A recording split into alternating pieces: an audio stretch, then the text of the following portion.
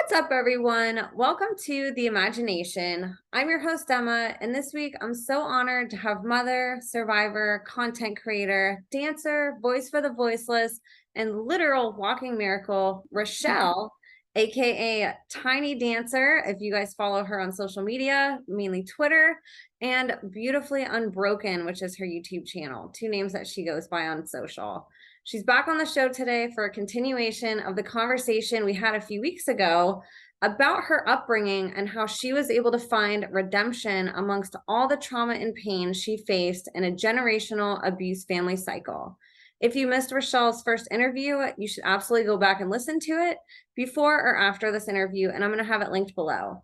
Rachelle's story is incredibly inspirational. To give some context to what we talked about in the first interview, we began her story talking about a rare medical condition she discovered she had called MDDS that reared its ugly head on the last day of a cruise she took, shaking her world up and turning it upside down.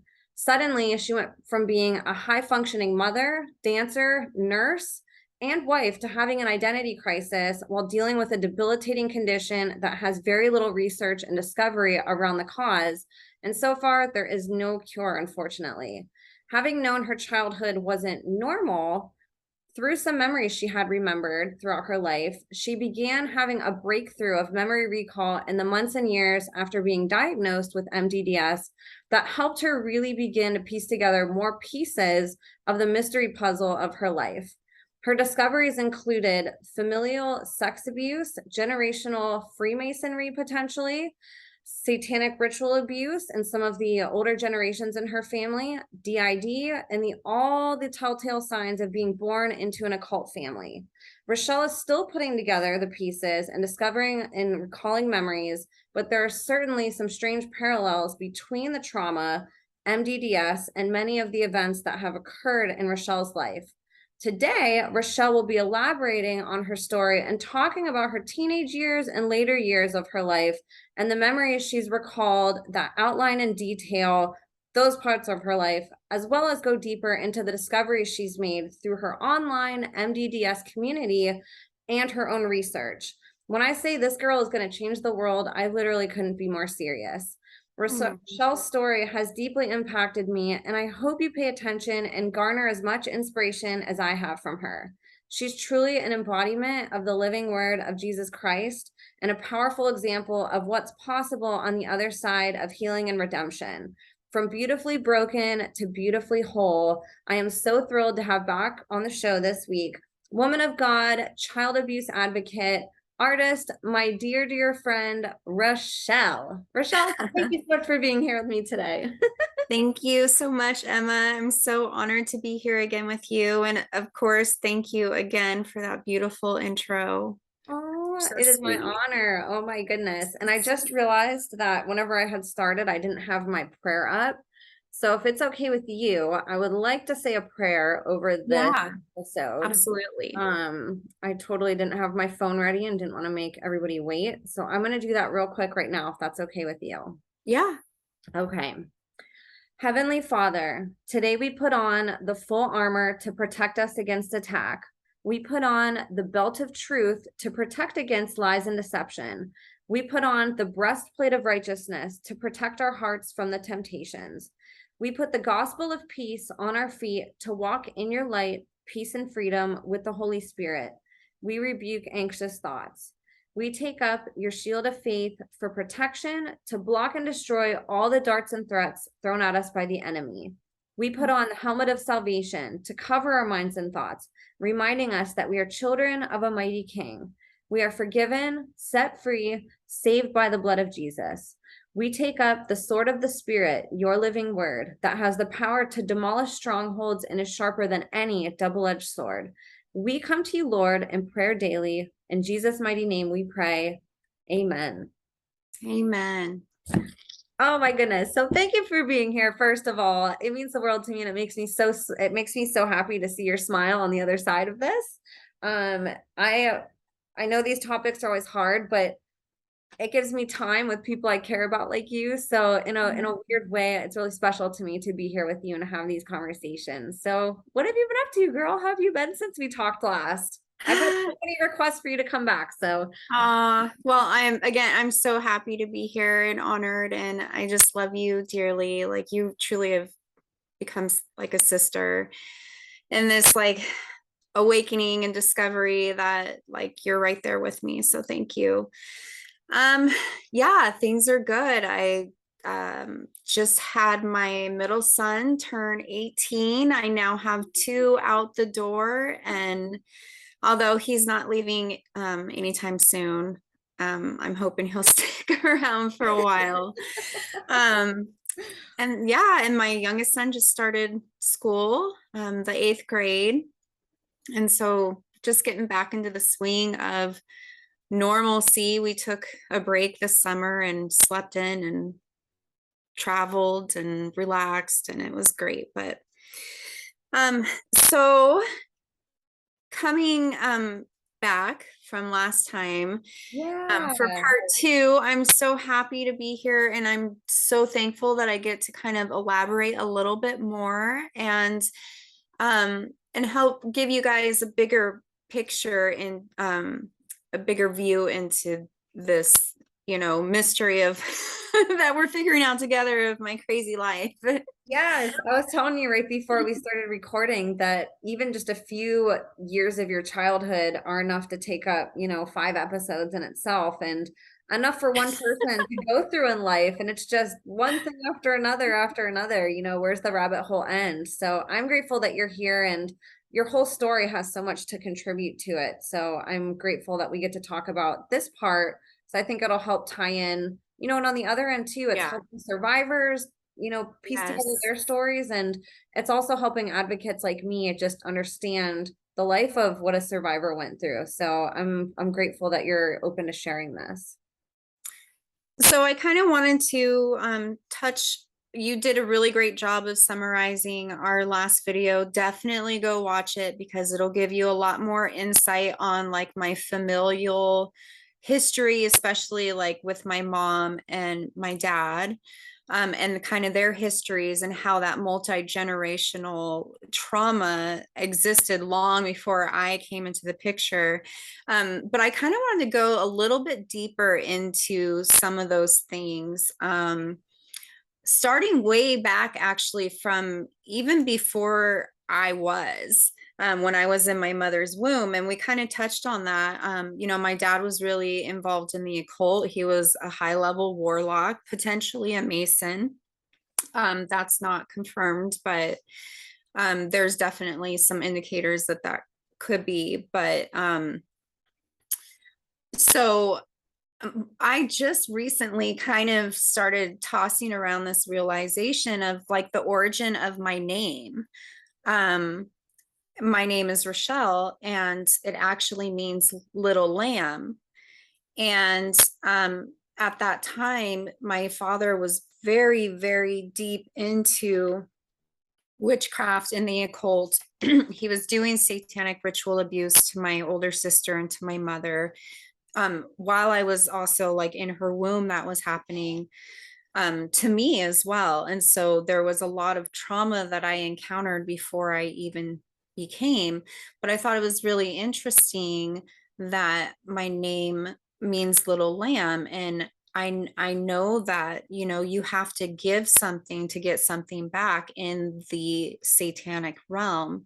It's all about sacrifice. And unfortunately, he was already sacrificing at that point. Like he was my poor sister, was a sexual sacrifice and was tortured, and my mother. And so, I that's not off the table that potentially, his plans for me was obviously I'm still here, and and so I don't necessarily think that I was supposed to be ritually killed, but I do believe, that he had intentions of devoting me to his God, and that God was Satan. And so it's just really something that I've kind of connected recently, one of those puzzle pieces.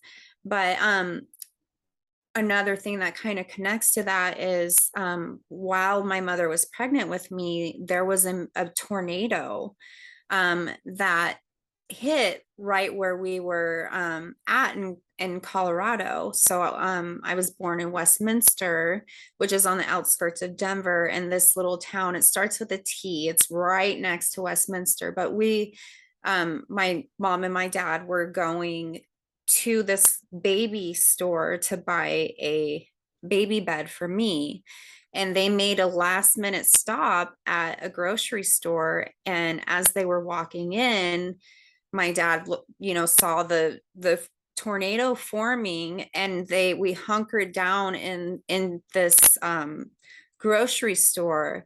And it was literally like within a mile of this baby store that they were going to, and that baby store was leveled, and the woman that ran that store was killed. So had they not made that last minute stop to at that store, I would have been gone before I even was here. And so the devil's been, after me for a long time, but that just goes to show you, though, that like God has been protecting me from the very, very beginning as well. And so the whole origin of my name and how I could have potentially been a sacrifice, a living sacrifice for for my father. God has redeemed that as, I am his precious little lamb, and it has nothing to do, with the darkness at all. Like, he's totally redeemed that part of my life. But so Fascinating. Have you, and you don't have to say what your last name is, but have you done some research on your father's last name or your family's last name? Yeah. some I've I've been told, I've been told by my father. Again, my father isn't the most credible person. He has multiple personalities, and there's altars that say different things, and it's hard to decipher what's true and what's not. I was able to verify the tornado story via Googling tornadoes that happened in that area in that year around that time, and there was one. So I was like, okay, that one was true. But what he has said is that we come from a royal bloodline, a European bloodline in France, actually, and that we were high tier, on the hierarchy, and we had people that we mistreated, that we owned, apparently, and then they revolted against us. And that's how that side of my bloodline came to. They actually were fled during like the French Revolution, during that time period, and that's how my bloodline got here. And so, it makes me wonder exactly what kind of horrible things were we doing, considering, was it SRA? Did it go back that far? It very well could have. So again, that hasn't been verified, but that's what I've been told.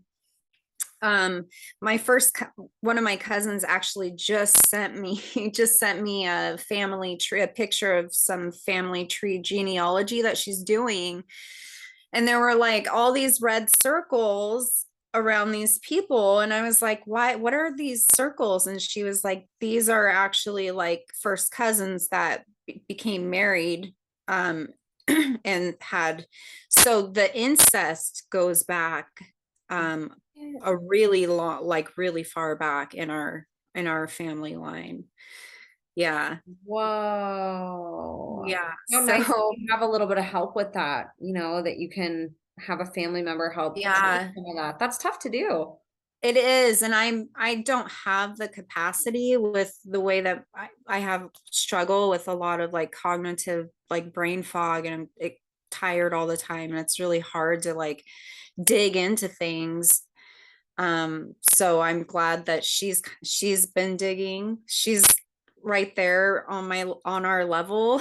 And so it's nice to actually have a family member that's doing a little bit of digging, that I will in time. It's just right now, like I'm still in the very active phase of healing and working through trauma, like in therapy. And so, Not to mention your MDDS, like you're trying to research that, you know what I mean? That yeah, takes a that's lot of time to, sift through even medical conditions. They're exhausting.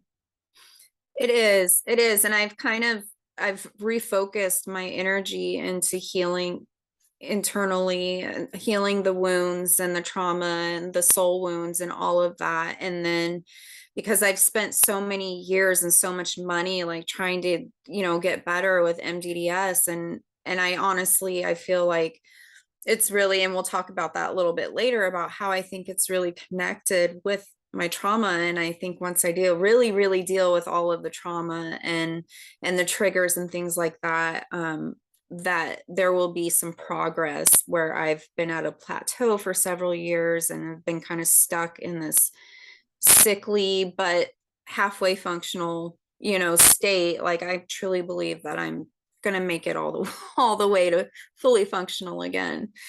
Um, so we talked about my parents and all of their trauma, and the mental illness, and there was a lot of addiction on both of their ends too, with alcoholism and drugs, and we were always on the run from what I don't know.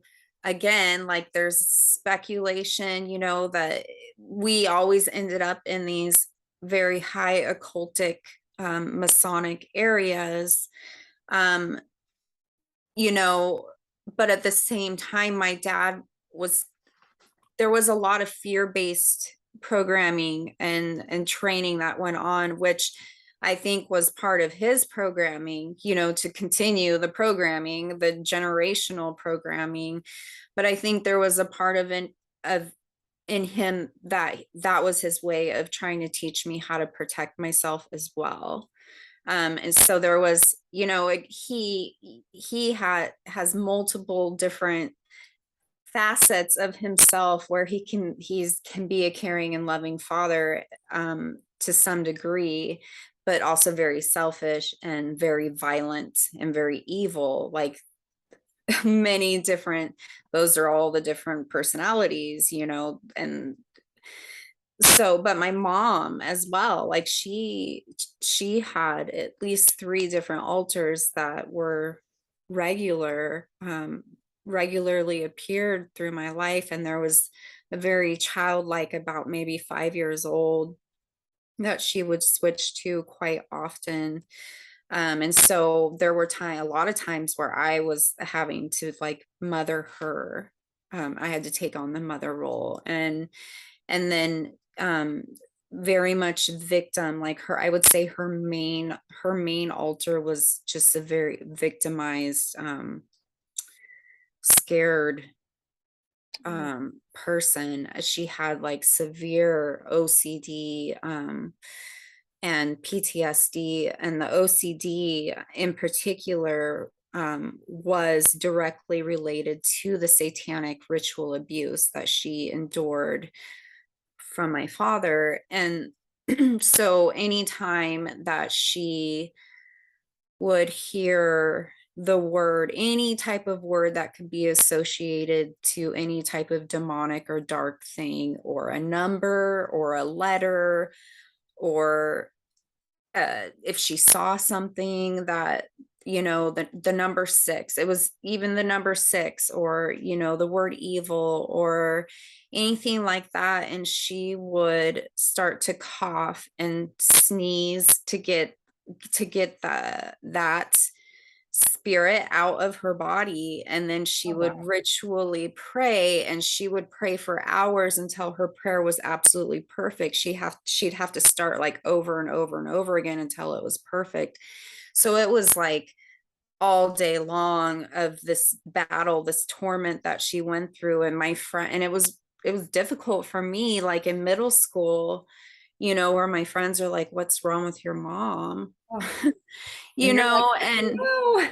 she actually was in like a horrific car accident, because she was driving, and heard something on the radio and started her ritual praying and ended up on the wrong side of the highway.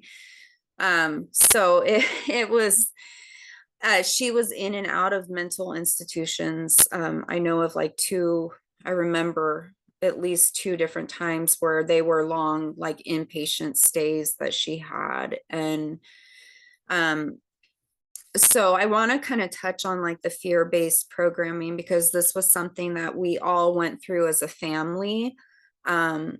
At the hands of my dad. And in the last episode, I really talk about like the compassion and the love that I have for my dad and the forgiveness that I've walked through. And, and so I do want people to understand like that aspect of it. But there's this other part, these are the things that I had to forgive. And it wasn't easy. And that's what I want people to understand is like, I've been through a journey. Yes, there's a lot of redemption in my life, but it hasn't been easy to walk through and heal from. And I'm a very real person that struggles with very real things that you all struggle with. And so I want you guys to understand my process. Like I didn't go from just tormented to healed like overnight. So from a very early age, I have maybe 3 memories total of before age 4. And I believe that's when a lot of the satanic ritual abuse happened to me during that particular period of time when I was really, really little.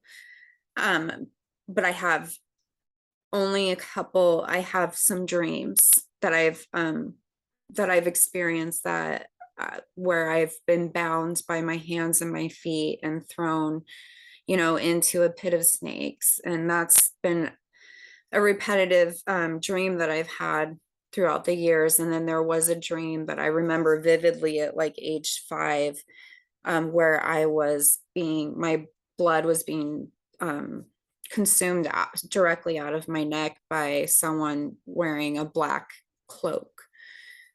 So, I have these dreams that, kind of you like put the pieces together, and it's more than likely that was happening to my siblings, that was happening to my mother. I have no memory of it. I can assume that it happened to me as well. And my sister that I'm very close with that my dad abused, she's pretty certain that it was across the board. All of us kids experienced it in some degree. And that's very aligned with a lot of the, SRA guests that I've had on here, whether it was spiders, snakes, Yeah. rats, whatever it was. And then the cloaks, that's obviously very telling too. I have like this immense fear of snakes and spiders. Like it's ungodly real. Like it's not normal. It's not normal how scared I am. So I have, very little memory of before like age 4, really. And then I have, the early memories in the bathroom, being raped by my half brother and molested by him. And I forgot to add in the first video, I could not go to the bathroom by myself until I was about 12 years old. I had to be accompanied by someone because I was so scared of the bathroom. And I still like have a lot of uneasy feelings like going into like truck stops and public restrooms and stuff. I have this, this fight or flight type reaction at first, that I, have to kind of work through sometimes. So there's still things that I struggle with that the Lord is healing. But the fear-based training involved a lot of violence, obviously. And so I watched my siblings be beaten. I watched my mother being beaten. And then siblings beating each other. And then my dad would do certain things, like drive erratically you know, like we would go on, because we always lived kind of off grid, either like in the middle of the desert, or I mean, we lived in a couple of like trailer parks in Arizona.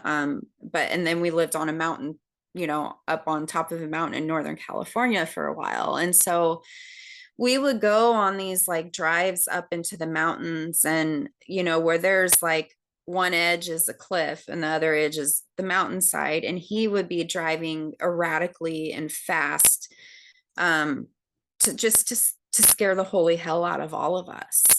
And I'm that sure. was, That's scary. yeah, yeah. And so in everything, I mean, he had road rage. Like there were fight. I mean, we would be stopped and he'd get out of the car and fight people on the road. He threw a wrench at a truck driver and hit the guy's windshield while on the freeway. And Oh my like, gosh. and fights, just constant fighting. Like he would fight people, like I said, during like road rage and stuff. But there's one particular memory that like really stands out, a few actually. But my mom had an affair, and actually she, around that same time, she was pregnant with, I should have a little brother. And um we didn't know if it was, my dad's or the guy that she had the affair with. But this baby died at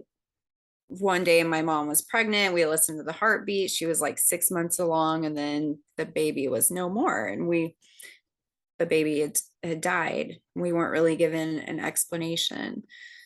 But my mom did have an affair, and my dad, in front of us, like we were in the car and it was outside of her workplace, and he happened to be there, and my dad nearly beat the guy to death in front of us. And so it was a continual violence. And then it shifted. We got a pet, a dog, a black lab, and he would beat the dog. and Oh my gosh. and that dog was like one of my best friends. And I'll actually um, share that story of when I was in foster care. They wanted to adopt me, and I had told my dad that I wanted to be adopted by them. And he proceeded to tell me how my dog was eaten by a wolf, and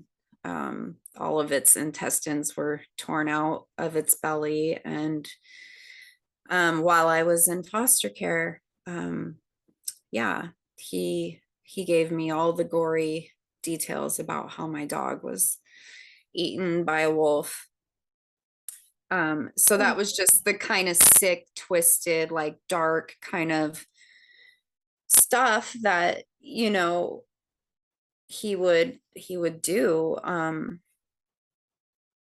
There was, I remember one time specifically, I don't know, I was little. I was really little. Most of the time he beat my brother. And at this time, my other two siblings, my older two siblings, were gone. It was when we were living on the hill in Northern California, the mountain.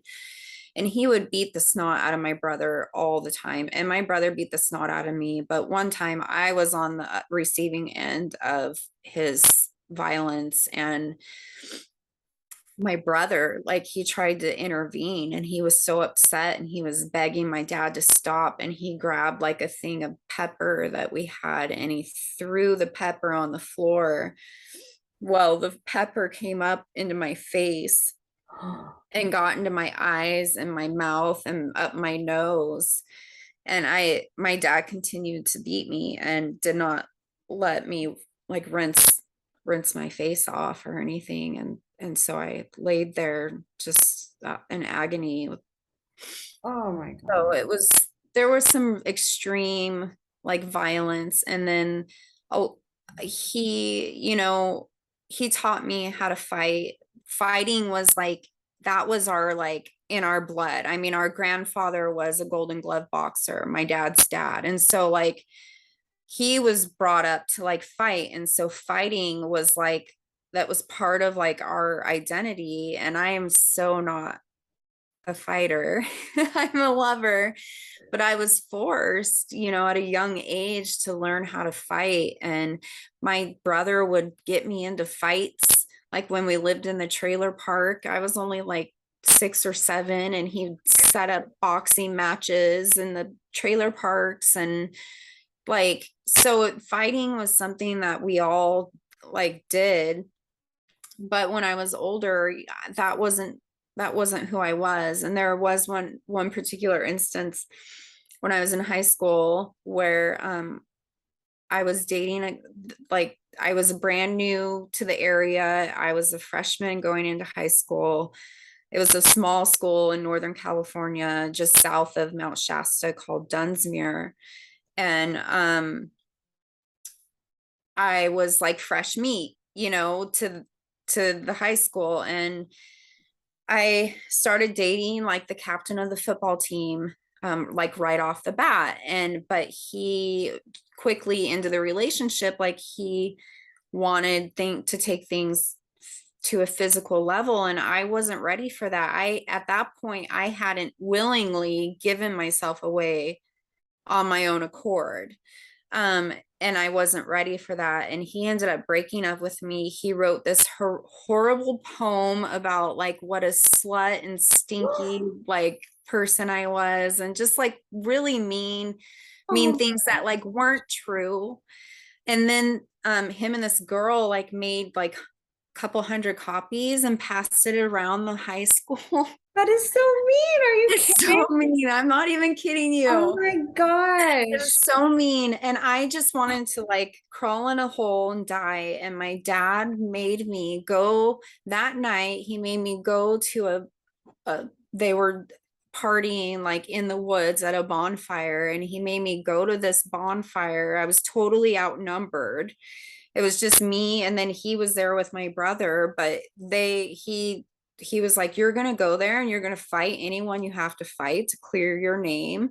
And so I had to go like into this bonfire as like this new freshman and like take on like the whole group of like asshole kids, which I didn't. It Oh didn't my turn into gosh. fighting, but luckily like I was able to resolve it like with my words and nothing happened. But that was the kind of situations like I had no choice. I had to fight. Like if that's what it came to, that's what that was it was just crazy stuff like that. And Wow. then um he taught me how to operate a weapon, particularly a gun. And I wanted to show you guys this picture really quick because I haven't shot a gun in like 20 years. And then I went and I went shooting with my husband at a gun range. And I don't know, I'll try to like zoom up. I don't know if you can see that. Yes, we could see it. Look at that. Oh my gosh. You haven't shot in 20 years or so, and that's how good you did. Yeah, my dad, yeah, I mean, Wow. yeah, Like ingrained in you. it was, it was. And then, he would put me in a lot of like really traumatic situations where I was forced to face these things. For example, at the time, I think I was probably like 8 or 9. It was when we were in Northern California, and he decided he was going to start gold mining. He never had like a traditional like job because he was absolutely batshit crazy and couldn't hold down like work or stable housing or a vehicle or anything, and um but we were gold mining on this river that feeds Shasta Lake, and this part in particular had pretty big rapids. And he had tied a rope from one side to the other, and he would scale the rope to get to his dredge. And one day he took me out there, and you know, I did not want to, scale this rope and go across these rapids. I was itty bitty and not very strong, and I was terrified. And I've already like had some really close encounters with drowning. And so I was already scared of the water. And then this was his way of trying to break me of this fear of water. You know, and I had to scale this river, you know, this rope, and he was behind me, but it was absolutely like terrifying. I just didn't have a choice. You know, it was these are the things you're going to do. And, you know, you're going to be a better person because of it. You'll be stronger. You know, it was all about like making me stronger. And I think in his own way, like that was his way of like loving me, was to equip me so I can protect myself. But in all reality, like it really messed with me, because even to this day, I'm scared of absolutely so many things. And I have received so much healing in my life, but there's still a lot of fear that I go through. I constantly like go through the worst case scenario, and I always have an escape plan no matter where I go. Like I'm looking for my way out, and I'm hyper vigilant. And you know, if something drops next to me, I'm jumping out of my seat and like, what the hell was that? And I don't have like normal reactions to things. Actually, just yesterday, I'm driving with my boys, my two older boys, 22 and 18, and Florida's insane. There's so much crazy stuff that happens in Florida on the freeways and the roads or whatever. So we drive past this scene at this intersection where these guys are straight brawling in the middle of the road, got out of their cars and they're fighting. Oh. And my oldest son rolls down the window to be a smart ass because he thinks he's funny. And he's like, hey, you can't park there. The 18-year-old, was it that one? No, it was my 22-year-old.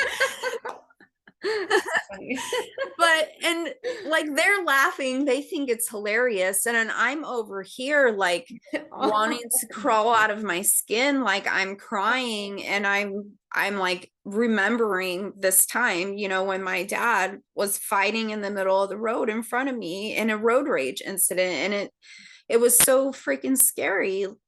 And so, you know, I still get very triggered by things. And actually, I just had a memory like 2 weeks ago. I was driving, and I don't even know what triggered this memory, but I had a memory of my first panic attack at 9 years old. I had a full-blown panic attack when we were living on the mountain.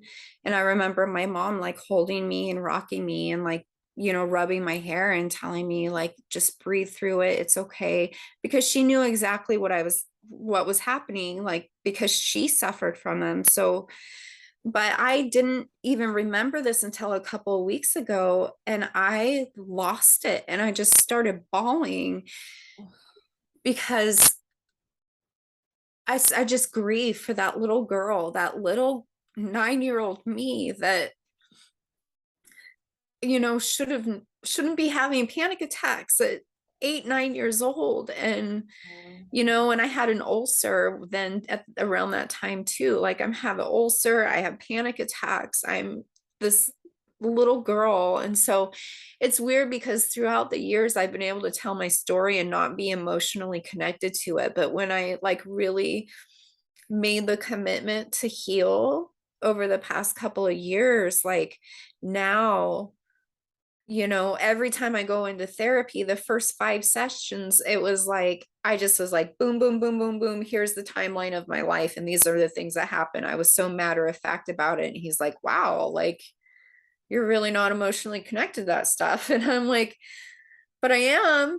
And then now that we're working through these things, I bawl my eyes out every single time I go in there. I'm bawling, and I'm like snot running out of my nose, crying so hard. And then afterwards, you know, I'm exhausted and I'm nauseous and I have a migraine and I feel awful. I just, you know, I'm just now like really working through these things because I've been able to emotionally disconnect from all of it until just really the last few years, where I'm like, man, that little girl, you know, that version of me back then, like that wasn't okay. That's so sad. And no wonder, I deal with so much like fight or flight or freeze type responses in like everyday life, because that's, I was continually being conditioned with these scenarios, and and the extreme poverty that we endured. And I actually just recently remembered my dad had this group of crackhead friends that, he hung out with. And I've talked about the crackheads down the mountain. But I remembered actually, like, they had a couple daughters that I was friends with, and we would always get so excited around the beginning of the month because they would get their food stamps. And at the time, it was like the paper food stamps. Yeah. And they would take us kids into town, and we'd stop at like every gas station, and we get like a 10-cent candy, and then get the change back, the money, actual like money back from the stores. And we do that all over town until they had a bunch of money so they could go buy their drugs. I didn't, so we were going hungry, but we didn't understand like what was going on at the time. Right. We're just like, sweet candy, like, Right. Right. you Another, know yeah. yeah. And so it was just this, like, these cycles of really unhealthy patterns. And um And I think like it's not easy to justify when we face trauma two, three, four, five times and we can recognize that.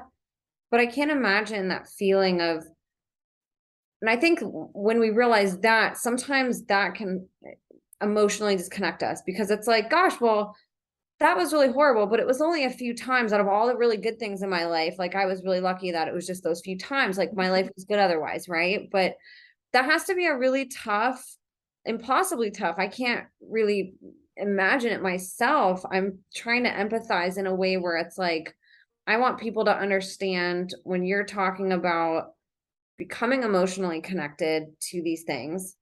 When you look back and you thought you had a life that was one way and that you only experienced trauma maybe a few times, only to realize that really your entire life was trauma and fear, yeah. that your parents almost had, I don't know if agenda is the right word, but there's different ways that parents are thinking that they're showing love to a child. You know what I mean? And I hate to even say love sometimes because people listening will combat that and say that that parent didn't love that child. But what we have to understand is with generational trauma, that is what is ingrained. That's why they program people. So there is a lack of love and connection. So they can continue the fear-based mind control and Yeah. continue the cycle generation. Love breaks that, right? If somebody's in, they're in their love, they're connected to Christ, that breaks that trauma, that breaks that lineage, which is why you're Yeah. standing here today, right? But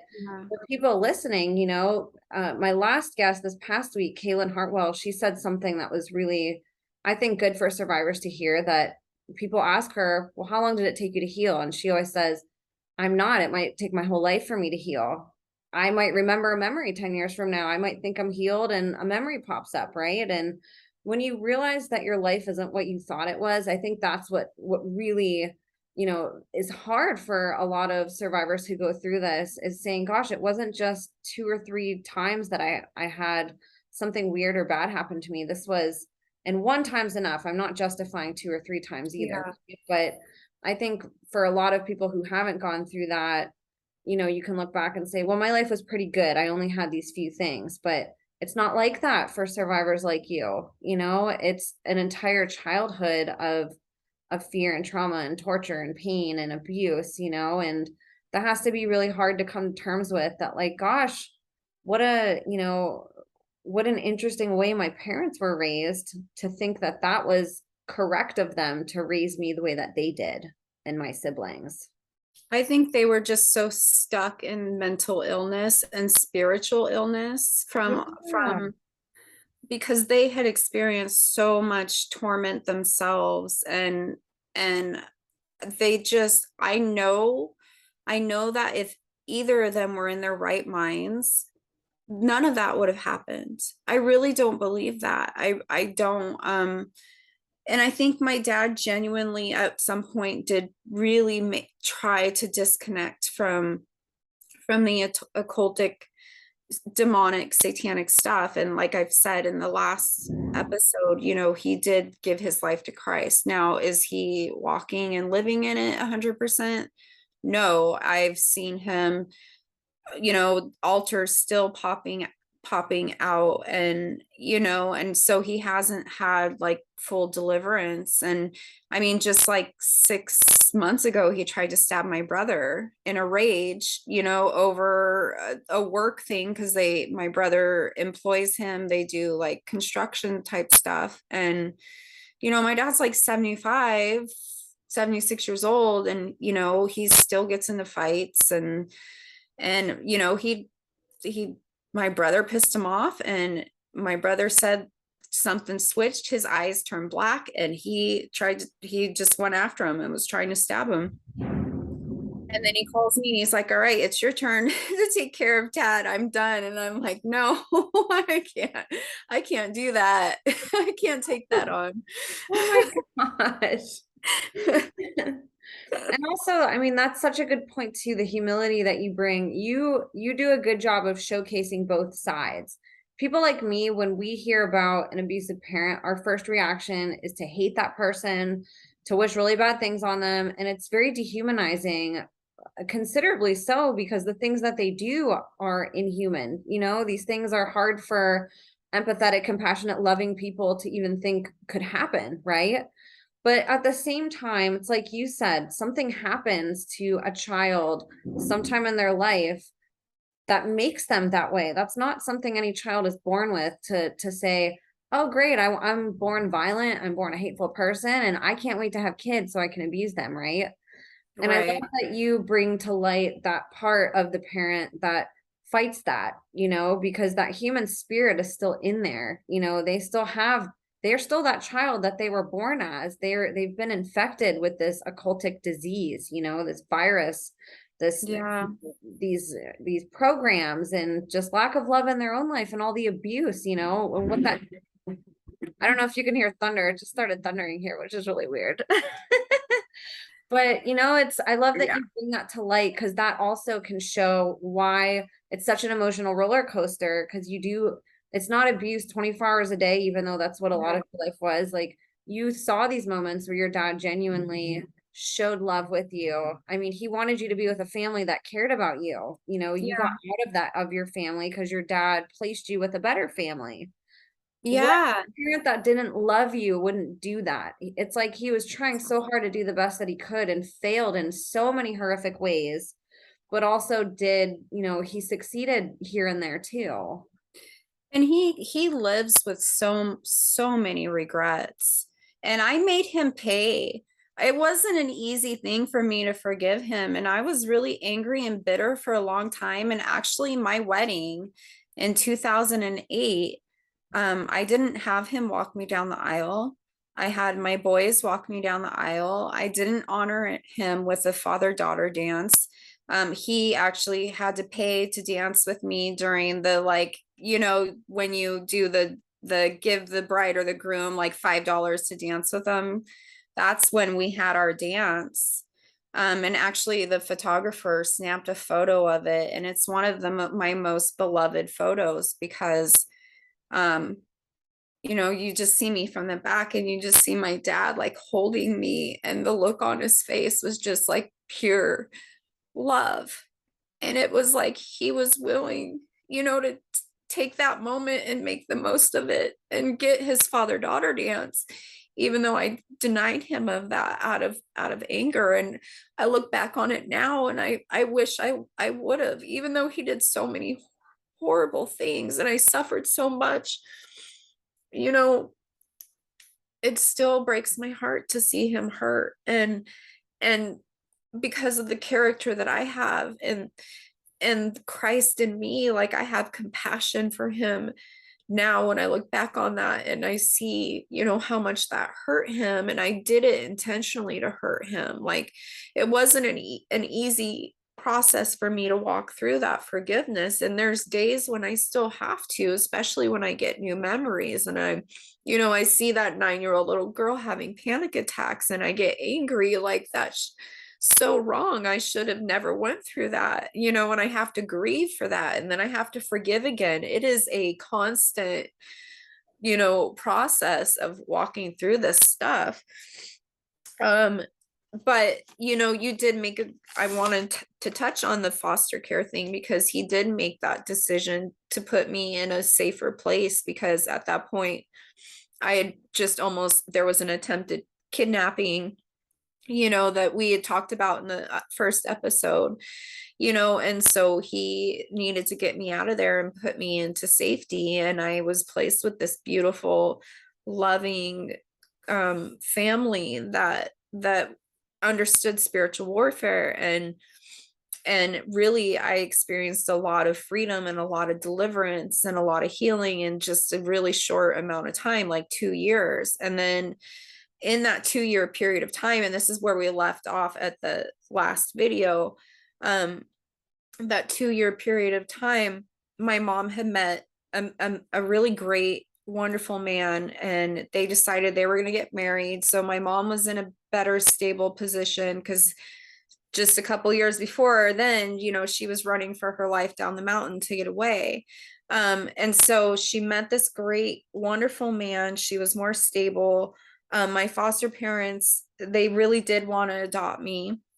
And it was very confusing for me because I wanted to be adopted. And then, so one day, we're talking about the process, and then and then the next day she's saying, you got to go and you're going to go live with your mom. Your mom is more stable now.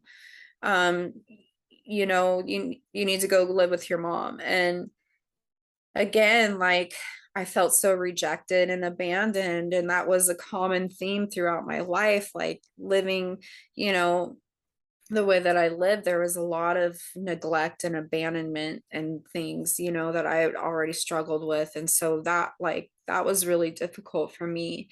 And I actually just found out last September the real reason why I had to leave my foster parents was I went back to Idaho to visit my foster parents last September, and she said, do you want to know why? Because she knows I'm digging. That's why she sent me, that prophetic word that she had been holding on to for like years, which we'll talk about later. She said, I'll tell you why you had to go, was because your dad was astral projecting from California to Idaho to monitor and to haunt, really, this family and me. And she actually, she said most of the time she could just feel his presence. She didn't see him, but she said there was one time where she actually saw him, and he was standing outside looking in through the window. And she said at that point, my brother had moved up to Idaho to also monitor me, because at that point he was like 18 and he joined like the Aryan Brotherhood. And so he was starting to come around with like his Aryan friends. And then my dad's astral projecting there, trying to intimidate. And she was scared. She was terrified. And even though they understood spiritual warfare, like, it was a safety issue at that point for me and for their family. And ultimately that's why, like, I had to leave, and I lost contact with them for like 8 years, because no, it was like 7, because my mom was so, first of all, they were bitter that they wanted to adopt me. And then they were even more bitter with how upset I was when I had to leave them, because that was like the first time I had any kind of normal and life or security and safety. And I was devastated. I was absolutely devastated when I left them. And so every card, every gift, was blocked. Every phone call was blocked. And again, like I'm thinking I was just totally abandoned. And they found me when I turned 18 and I was, a single mom and set up my own apartment and utilities. And I was like in the phone book, and they found me, and like we reconnected, when my oldest son, who's 22 now, he was just a little guy. He was like 1. Um, but that's ultimately like what happened after I left foster care. I lived with my mom and my stepdad. She and I was in middle school at that time, like 7th and 8th grade, and she was really dealing with the OCD and the PTSD like really badly. It was like the minute that she found safety herself, like she began to just kind of um all this stuff just really like started coming out, and she was just so tormented still, even though she was, safe. She just really struggled with mental illness. And I became bulimic, and I was bulimic for a couple of years. um in hindsight, like now I know it was just a control thing. I wanted to be in control of something in my life, and that was the only thing that I could control, and so that's what I turned to. And then in between the summer, in between 8th and 9th grade, I find out my dad supposedly is dying of a brain tumor.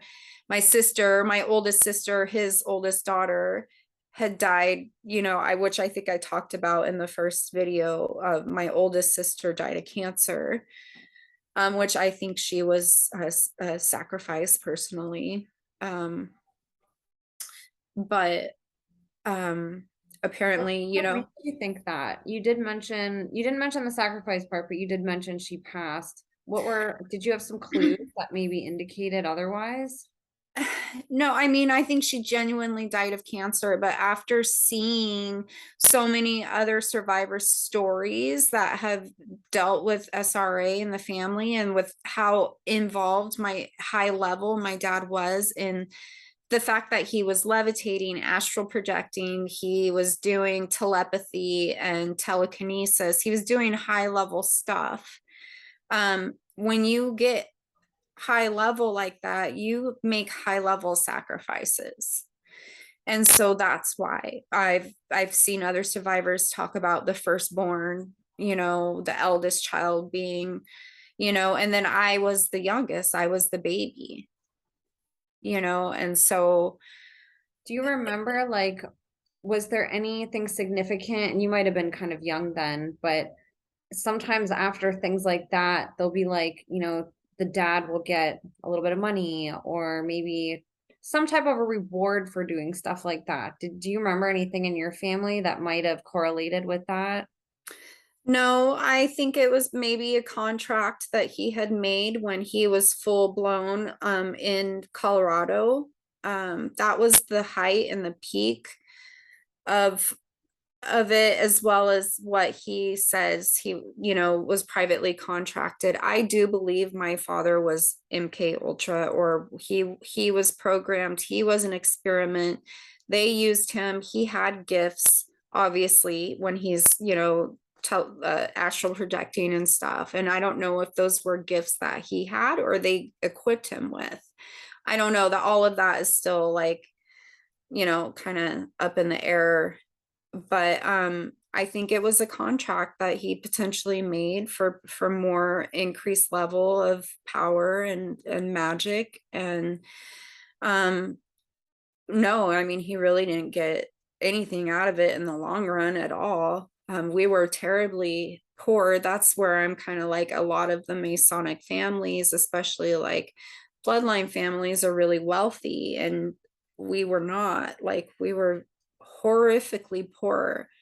And my dad had zero skills of like maintaining a job, like a normal job in a house, or even like a solid running vehicle. Like, he still can't. I mean, my brother provides him a car, my brother provides him a job, my brother provides him a home. Like, he would literally be homeless on the streets if it wasn't for my brother. Like, God bless my brother, you know.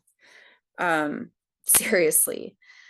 Um, so yeah, like, I don't know 100%, but he, you know, my sister, Makes she sense. died. She died of cancer, and then, you know, supposedly he was dying of cancer. And so I told him that I would come live with him, and spend time with them in California, but that he had to get a home that I could live in because I wasn't going to be homeless again. Like, I had finally gotten out of that. And so we he got a home in a little town just south of Dunsmuir called Castella. And that is a high satanic area, by the way. It's very high. Yeah. Um, and we lived in this house, and I pretty much assumed the responsibilities of a housewife. When I moved down there, I took care of him. I took care of my brother. I did the cooking. I did the cleaning. I went to school, kind of. I fell into drugs and boys, and I skipped school all the time. Because when I wasn't in school, if I wasn't skipping school, like, that was pretty much my social life, because after school, you know, I was taking care of my dad and my brother. And the telepathy stuff I experienced personally with my dad when I was living with him in high school, because he would know every time I wanted to leave and go somewhere, go hang out with friends. I wouldn't even have to say anything or ask him, and he would, without fail, fake a seizure. So I would stay home. And so I dealt with a lot of like manipulation kind of stuff like that with him my whole life. Wow. And Yeah, the I've guilt. heard like that's come up a few times on the show too. And a lot of the survivors remembered it from being a child. Like I know that I saw my parent levitating or I saw a demon come out of them. Whatever it is, those things are very real for people listening. That happen. Yeah. And I never saw him levitate, but my older sister did. She was older when she was going through the satanic ritual abuse, because she wasn't with them when she was from like age 5 to like 15. She lived with her mother, and then she moved in with my dad as a teenage girl, and that's when she was um experiencing the abuse. And so she remembered it all. She was past the point of like being fractured. Like, she remembered all of it. And you know, she explained in detail about during the rituals he would summon demons and he would levitate, and he would tell her to think of the worst thing that ever happened to her in her life, and then he would repeat it back to her. And this was all like in the center of a, you know, in a pentagram. And then he would rape her and do sex magic.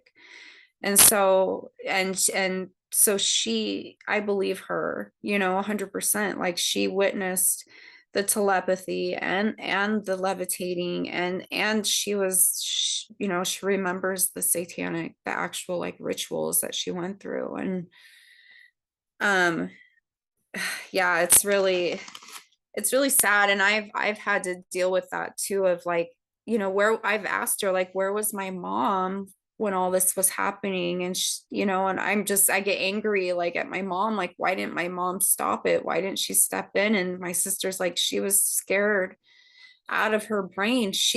I was being ritually abused in the basement. She was being ritually abused on the upper level of the house. She said she would hear my mom screaming for help, for someone to intervene and help her.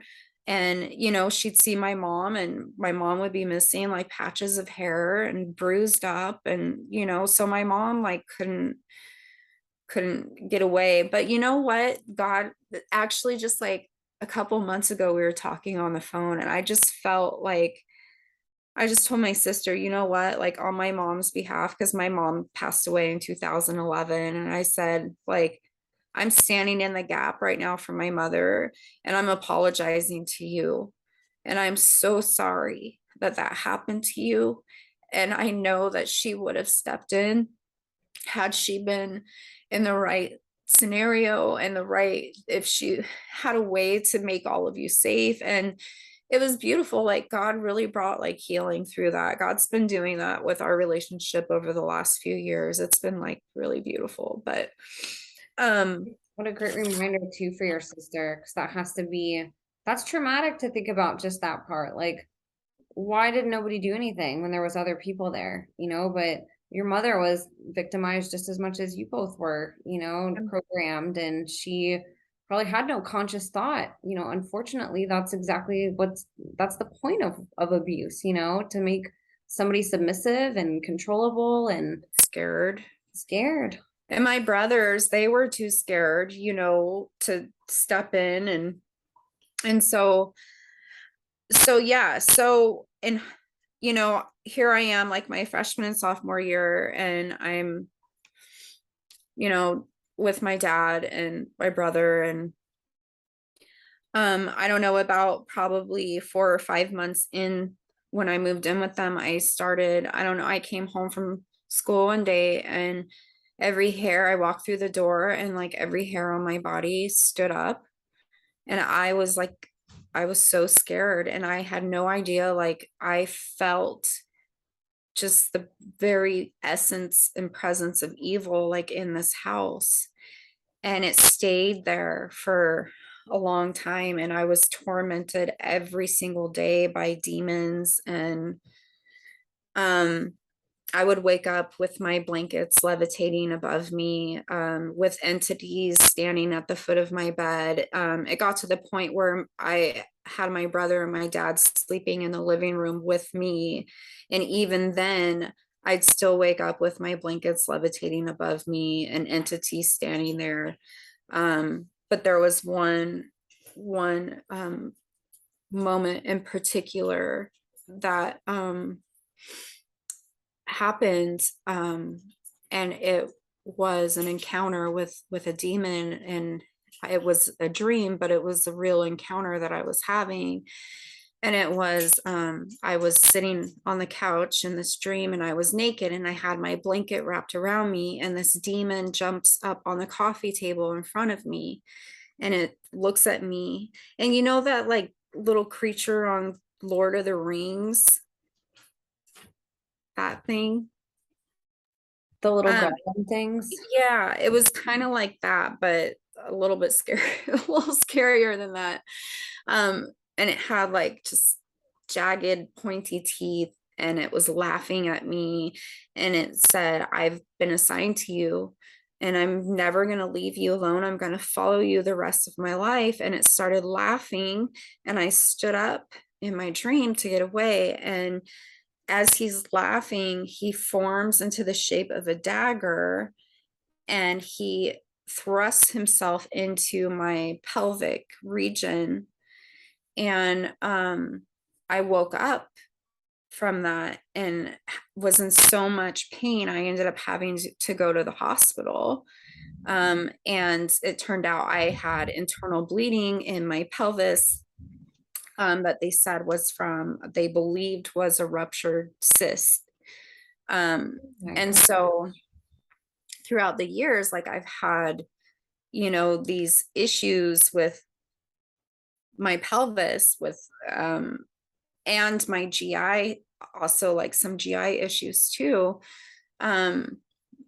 So I was like being tormented constantly by demons. And then my dad actually met a woman who was a witch, and they got married, and we moved up into Dunsmuir.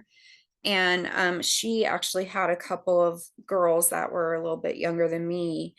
And actually, yeah, actually, like we were all like smoking pot together as a family, and her youngest girl was like 10. So yeah.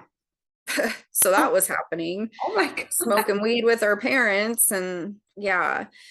But when they got married, at the time I was about 16 years old, and they got married, they were getting married, and I told my dad, at the time I was seeing a guy that was living like in Southern California. And I told my dad, hey, while you guys are off on your little honeymoon, I'm going to go visit my boyfriend.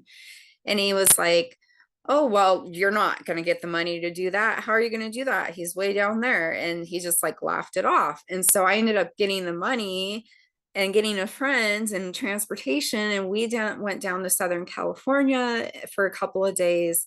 And when I got back, my dad was livid beyond livid, to the point where he beat the shit out of me from head to toe. And then he locked me in my room and he nailed the doors and the windows shut in my room.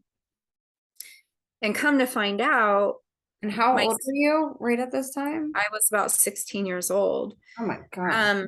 And come to find out, like later when I moved to Florida and I reconnect with my sister, he did that to my sister for an entire summer in the basement. And he would go down there and rape her. And so and he often did that to my mom, where he would hold her captive. So that was another thing that he would do as part of like his fear-based like programming and conditioning, was he would hold people captive. And so he held me captive for 3 days. And if it wasn't for my little stepsisters at the time, like that marriage only lasted like a year, it wasn't very long, but my little stepsisters at the time, like they would slip like saucers of water under the door for me. And that's how I was able to like hydrate, or else I would have been screwed. I was in there for 3 days. But they took off and went to run an errand, and my little sisters let me out to use the phone. And I called my mom and I told her, that I was being held captive, and I had black eyes. I was covered in welts. Like he just absolutely beat me senseless. And so at the time, like she and my stepdad, they had bought like a little travel trailer, and they were traveling, he was working on like a traveling gang for the railroad. And so she couldn't take me, but my stepdad had a daughter, my stepsister, who's 5 years older than me. And she had just gotten married. She was young, 16, let's see, 21. Um, and she took me on my last 2 years of high school, my junior and senior year. Her and her husband took me in, and Oh, they didn't as great of a job as they could have for their age and for what a mess that I was. And they really, really, really tried. And I actually went to school every day. They made sure of it. They drove me to school and picked me up and made sure that I was there. And I was doing really good. I was getting 4.0s, and then I ended up getting pregnant. I graduated high school and I was 7 months pregnant with my son. And, at that point, by that point, I had already slept around a bunch, and I had already done a shit ton of drugs.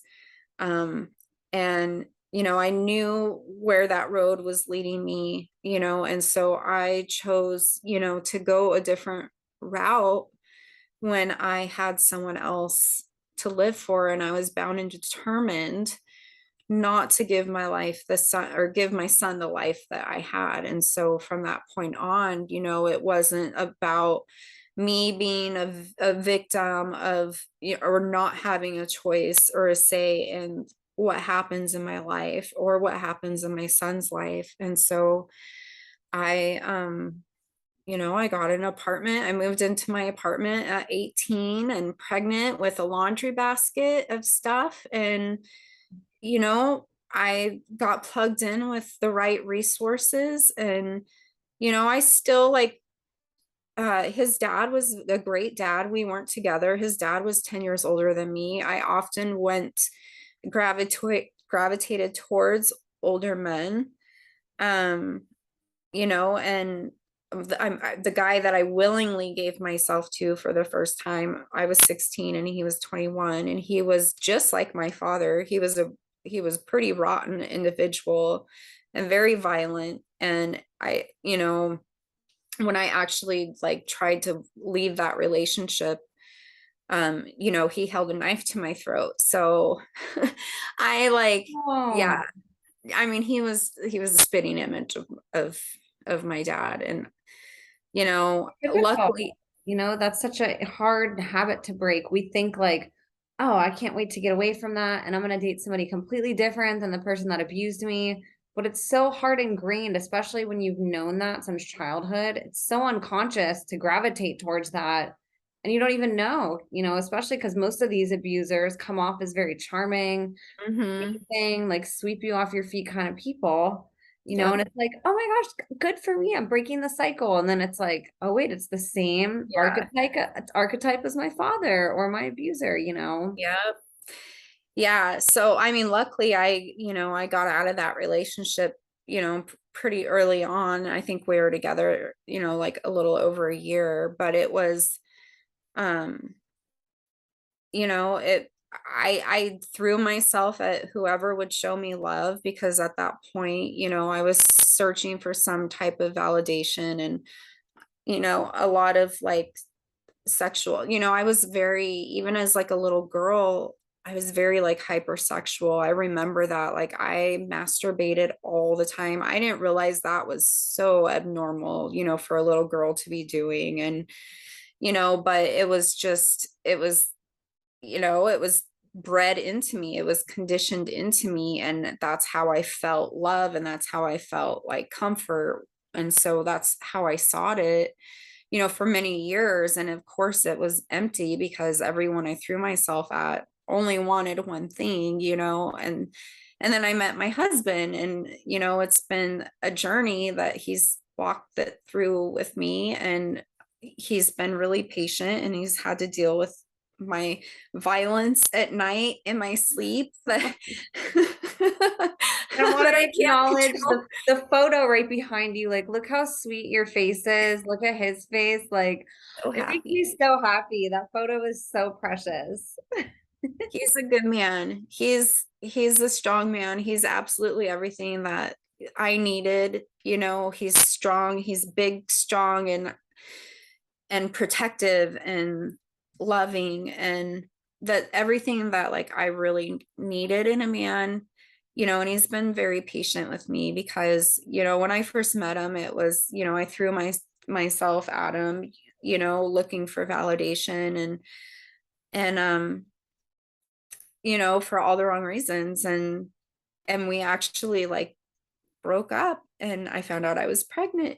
And then we didn't get back together until our son was 2, like officially back together. And it was really rough there for a while, and we had to work through some things. But through all of it, like, he he doesn't know everything, that I've been through. He knows most of it, and he's been so patient. And he's really had to like take on a lot of baggage. And I remember like several years ago, he's like, "You've tried counseling so many times, and you're still a mess." And I'm like, "Well, I'm sorry." Like, I got I got a lot I got a lot of mess to work through, man.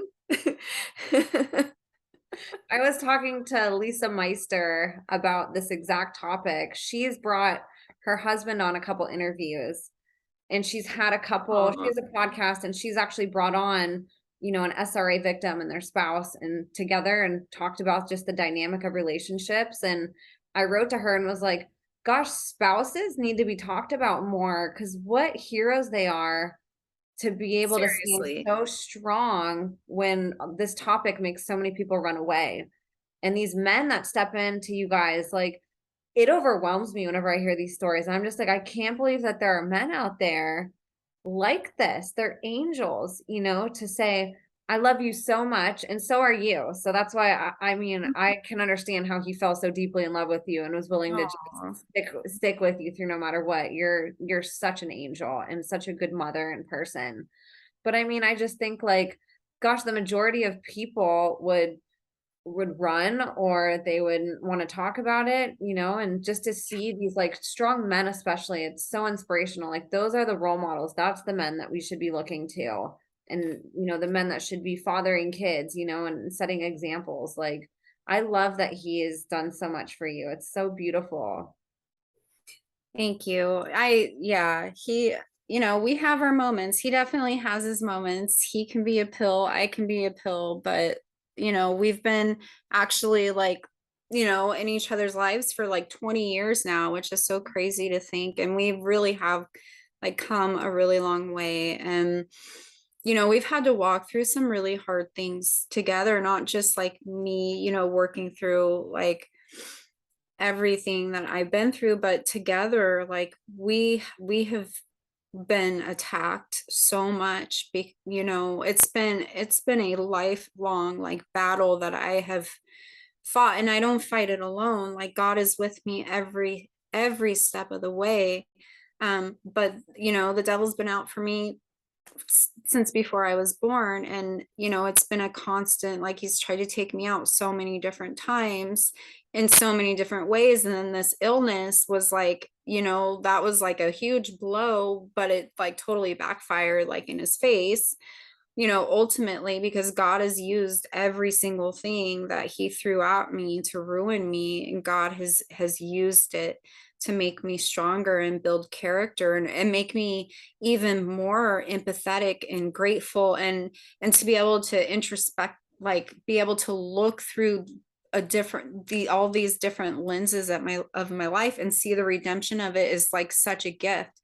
I wanted to talk about this one thing because it's such a beautiful redeeming part of my life, and it's just one little example. And I know I've given like a bunch, but Keep in bringing them. I love them.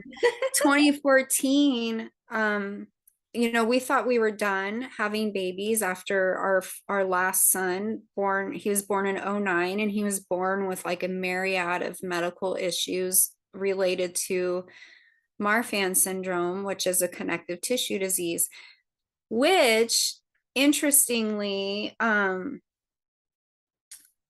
I which I don't know if this is connected or what, but it was on one of Carmen's shows, and it was I think Dr. Laura Sanger, Yes. and she was talking about the Nephilim and the connect that some of these like shapeshifters have connective tissue diseases. And I was like, whoa, that's a really interesting like connection there, especially with like my family history and my dad's history. And it's one of those things where, so my son was a spontaneous mutation, like it's normally inherited supposedly. But he supposedly was a spontaneous mutation. Now me or my husband have not been genetically tested, but we've been ruled out like on a clinical level because they have a lot of um heart issues, eyes, spine, skin, skeletal issues, because everything's so loose. And so yeah, so we've had to walk through this stuff with my son. We were done having babies, and then I get pregnant, and I'm like, this is my little girl. I've had three boys, like this is my little girl that I'm getting. And I started showing. I had my little baby bump. I was wearing maternity clothes. And then one day I started bleeding, and I lost that baby, and I was, just into my second trimester. Oh, And I was so devastated, and I was just like, why? Like, haven't I been through enough? I've been through so much. Like, why? Like, why do I have to continue to suffer with these different things? And then I ended up finding out I was pregnant again on that baby's due date that I lost the first baby. And then I lost that second baby. And then I was like, oh my gosh, like I can't anymore. And so actually my husband ended up getting a vasectomy because I was like, I can't go through like the continual like turmoil of the roller coaster of this continuous like loss. Oh, And so I named, that first baby I named Rael, what a as a beautiful name. combination of my husband's name is Ryan and my name's Rachelle, so Rael. Um, but several years later, I'm working in the ER, and a mother comes in active labor, and she was about 21 weeks along. And by the time she, came in and we checked her, the baby was already like crowning. And we couldn't really stop it at that point. And we weren't a mother baby hospital. So we had called for transportation to come, get her and bring her to the mother baby hospital just, a few miles away. But she didn't even like make it till so she ended up giving birth like right there in my ER room. And it was me and this really beautiful, amazing soul, this doctor that I worked with. It was me and her that ended up caring for this particular patient. And I just, I held her hand through the whole thing, and I wiped her tears, and I sat by her side, and I cried too, and I wrapped that baby up. And at first they didn't want, they didn't want to see the baby. They were like really traumatized by everything. He was born alive. He stayed alive for about 30 minutes on his own. But I remembered not getting the closure of being able to see my baby and hold my baby. um, I ended up retaining, a pregnancy that had failed, and my body wasn't getting rid of it, and it had to be taken surgically. And so I didn't get the opportunity to like hold my baby and have that closure. And so I spoke to her gently and just said, I really think that you should have this time with your baby, and I think you will regret not having it. And so they agreed, to hold their baby, and I took a bunch of photos of them with their son, and it was a really beautiful moment. It was heartbreaking, but it was beautiful.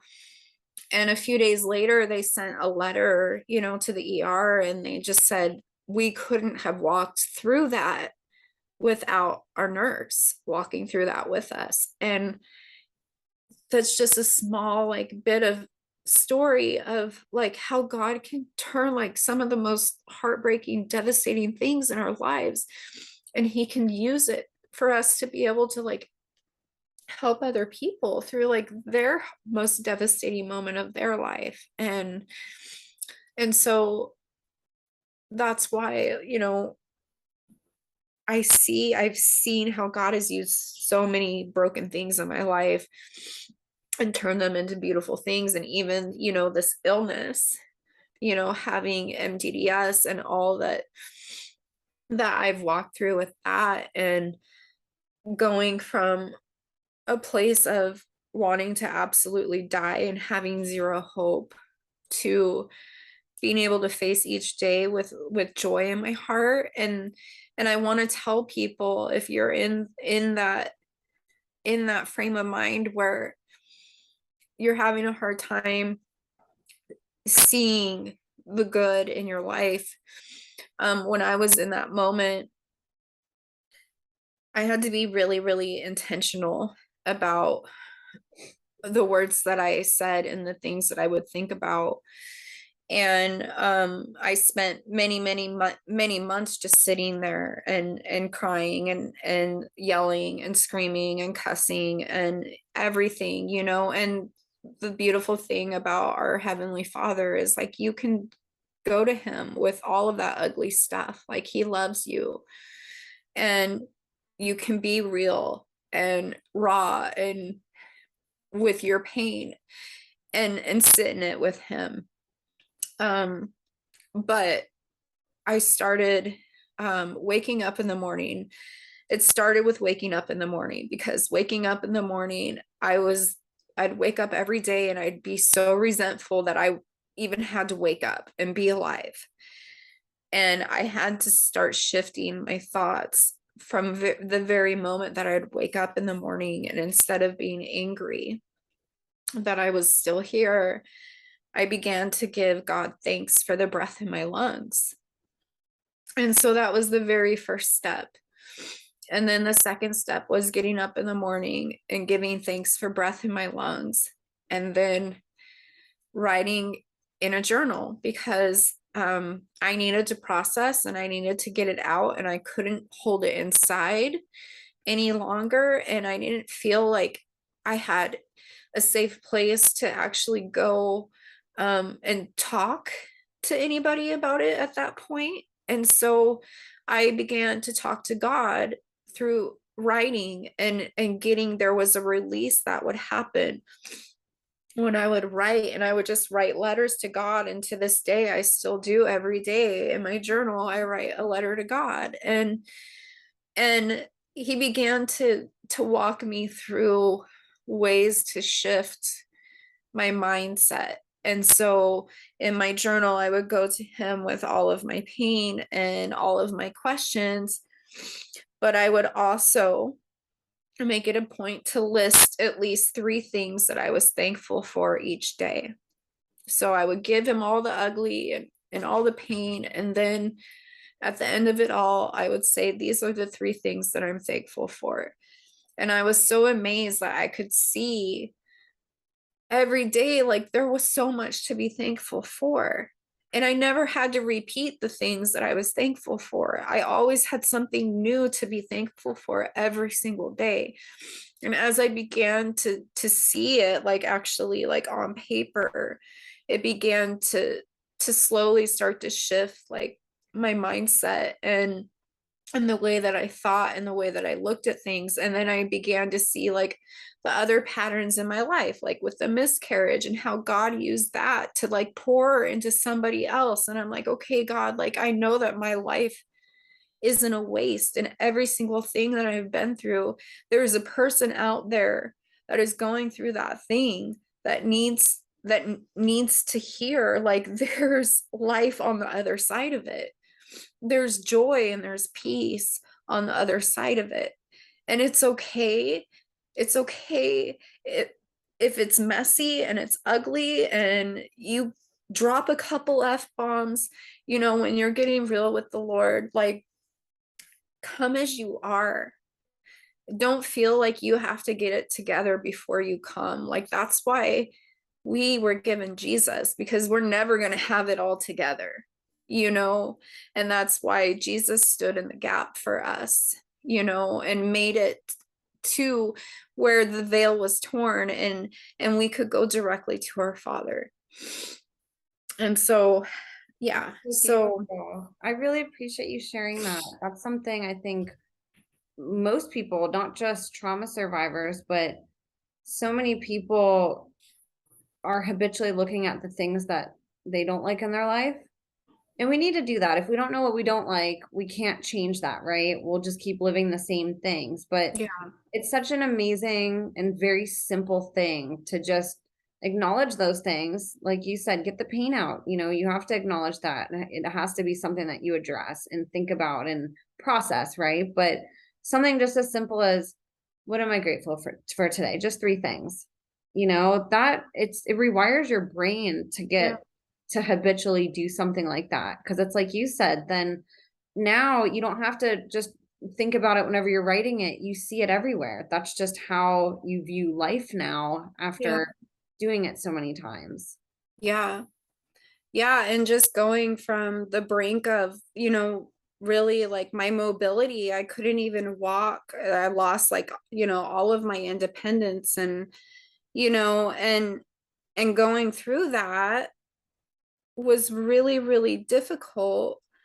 But at the same time, it has given me a whole new gratitude and perspective on the where I'm at now.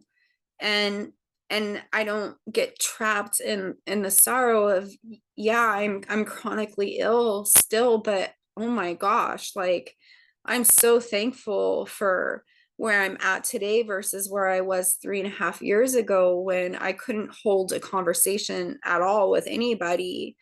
And the brain fog was so bad that I couldn't string a sentence together, and I still struggle with that. And my thoughts are all over the place, and it's hard to keep my brain like in order. But I'm so thankful that I can have these conversations and that I can go. I mean, I went to Mexico with my family recently, and there were a few things that were like triggering, but I didn't let that steal the moment from me of making new memories with my family, and not getting locked into oh, I have to go on vacation sick. No, like that didn't even really cross my mind. It was, I get to go. I'm so thankful that I actually like get to go and enjoy, and I'm not bound to a wheelchair, and I got to go zip lining with my family. And so like there's a whole like new appreciation for life. And if I have been chosen to have this deck of cards that I've been given, I've seen where God's used it in so many great ways, and I know that he's using this too that I'm walking through right now. And part of that is with the support group, with the Malde Debarkma support group. And there's this mystery illness that we suffer from that doesn't there's not a whole lot of like understanding about it. And it's there's it's a hard thing to walk through. Um and it's a really rare condition, so there's not a lot of us out there, and so it can be really really isolating. And it can be embarrassing. You have people in there like me, who was highly functional ER nurse, very intelligent, to like not being able to like remember to even take my own medications on my own. Like it's really a hard thing for people to face. And it can be it's scary and it's isolating. And I decided I wanted to start a support group, because there was one online, but it was through the foundation and it wasn't personal. Like there were like 4,000 members, but it wasn't personal, and there wasn't the freedom to be able to ask questions and research and share your research. Any research that wasn't approved by the foundation, it didn't get shared, and that's so silly. And so I said, okay, I'm going to start the support group. And you guys, it's an open platform. You want to make a video and vent and talk about how miserable your life is, go for it. If you want to share like what medications work, what medications don't, like whatever it is, as long as it's respectful, and kind and courteous, like go for it. Share your info. Let's figure this out together. And find a way to help our understanding and our quality of life, because it's so debilitating. And it's a vestibular disorder, and so it it overlaps with a lot of other conditions that are more common, like Meniere's disease. And then everyone knows about vertigo, but so it's all like in that family of neurovestibular conditions. And so the support group is open for everybody with a vestibular condition, not just Malde-Debarkma syndrome, but a lot of us actually have dual, if not triple, diagnosis of multiple vestibular conditions, because once that vestibular system is affected, the compensation in the brain, it just leads to a myriad of like other issues. And so I had MDDS, and shortly after that happened, I started getting vestibular migraines, which I had had normal migraines before. And actually, that's one of the like precursors to MDDS, is people often have a history of migraines, but I never experienced these vestibular migraines that are very similar to actually like the MDDS symptoms, like dizziness and feeling unbalanced and feeling gravitational pulling, or like the floor is moving or you're floating or bobbing. It all had like the same kind of symptoms. And so you get like a double whammy of MDDS and vestibular migraines, and you're like taken out and down for the count. And even if you have one, like Meniere's and, all of, Vertigo. yeah, like it's so debilitating when your vestibular system is affected. It affects the way that you are able to balance what information goes into your brain through your feet or through your eyes and through your ears, of telling you where you are at, like in space. And to have that all wacky it's a really unsettling, way to live, feeling like discombobulated all the time. Um, yeah, but as far as the MDDS, I've been doing this research, and um some of it through my support group, just kind of once I get to know some of the members, just privately, like asking them, do you have, any history of trauma? And a lot of them say yes. And I don't want to like make a Tell blanket. people how many people are in this group. I think this is just amazing. I know. So it actually started really small with like under 50 of us. And then I started the group about 3 years ago. And for the first 2 years, it was, out of small, like 100 or 150 members. And then just within like the last 9 months, I've had over 300 like requests of people joining the group. Um, and some of them, were already had this and were in remission, and then they got knocked out of remission. And then there seems to be an unusual like influx in the amount of members. And it has been brought up, by some of them, that it was actually induced by this thing right here. The Jagger. um yeah. So, and actually people getting knocked out of remission that had gotten it, and then shortly afterwards were right back into a full-blown episode. So, um, I, I know that this is another part of my story that God wants to use to minister to people. And I had no idea, I always thought that God would use my talents as a nurse, and I would nurse, be a nurse until I retired. And I had no idea like this was the route that I was going to go, but it's all part of, his plan. And I am a voice in the chronic illness community, and I'm a voice that is asking questions, and being on both sides of the system too, as a nurse.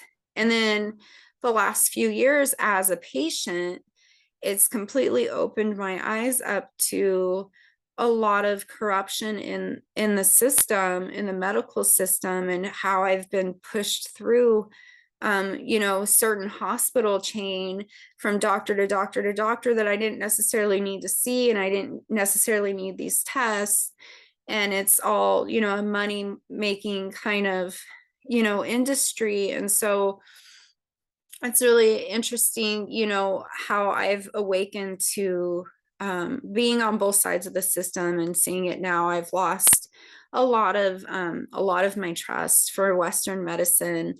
And I did work with an integrative medicine doctor, and I learned a lot about like treating sickness with dietary changes and vitamins and stuff like that. So it's really interesting to see that side of things too, and to know that there's other options out there. And that's kind of why, I've thrown thousands of dollars at my illness, trying to figure it out. Um, and there was one finding in particular that really helped me kind of concrete my decision to pursue healing, emotional and spiritual healing, was a particular study that I read from a Dr. Cha. She's one of the researchers for Maulde-Debarquement syndrome. And she had done some advanced MRI imaging of the brain. And it's the kind of imaging that lights up the different areas of the brain to see what's active and what's not. And she noticed that there was a connection with overactivity in the amygdala part of the brain. And for those of you that don't know what the amygdala is, it's the emotional centers of the brain. And I don't want to automatically go there and say this is all in your head. It's a psychiatric illness, because let me tell you, that has created so much suffering in our community when we go see doctors and they're like, oh, you're anxious. No, it's so much more than that. It's so much more than that. But I did find this connection that the amygdala is overactive in someone with MDDS. And in my case in particular, my amygdala, my emotional brain, it didn't develop like a normal brain. It was exposed to all kinds of violence and chaos and trauma. And here I am,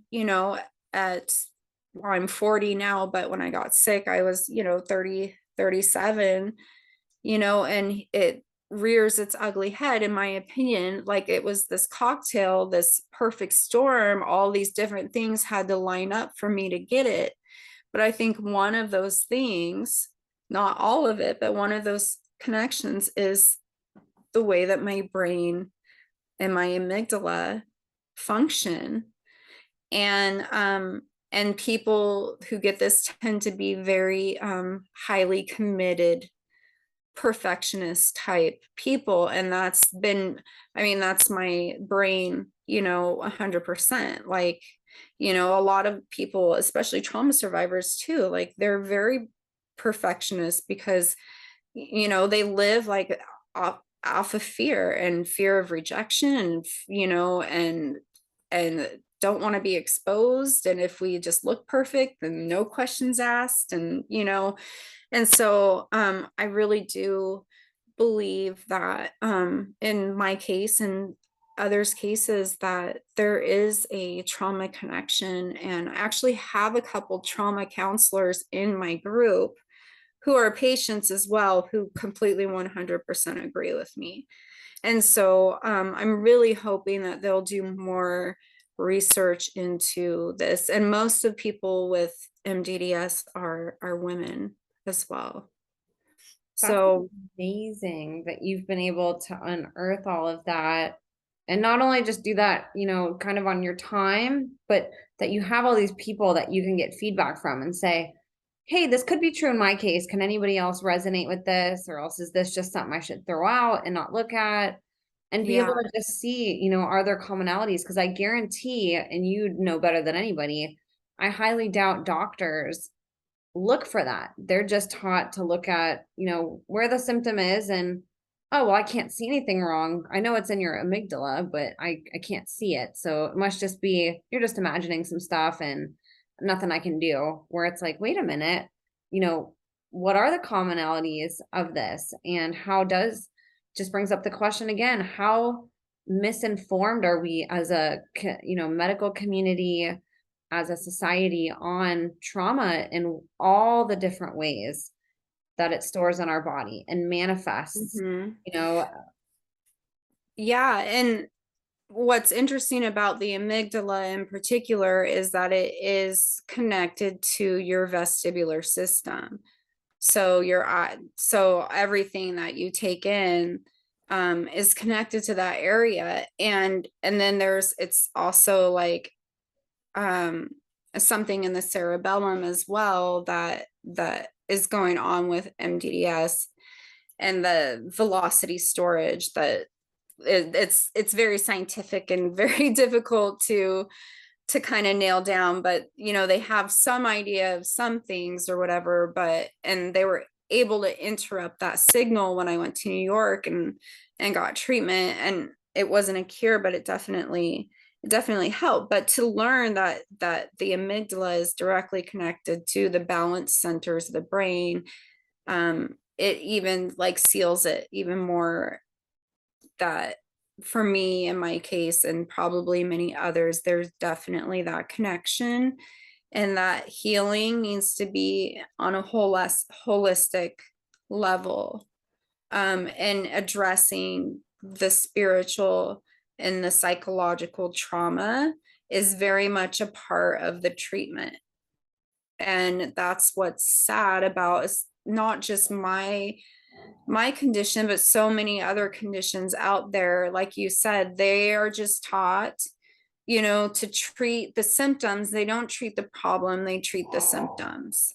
And it's too much work and it's too much time, and they have metrics to meet. They don't have the time, to connect those things. Unfortunately, like medicine is not what it was originally designed to be. Unfortunately, now it's very corrupt, and sadly, like, I'm actually grateful.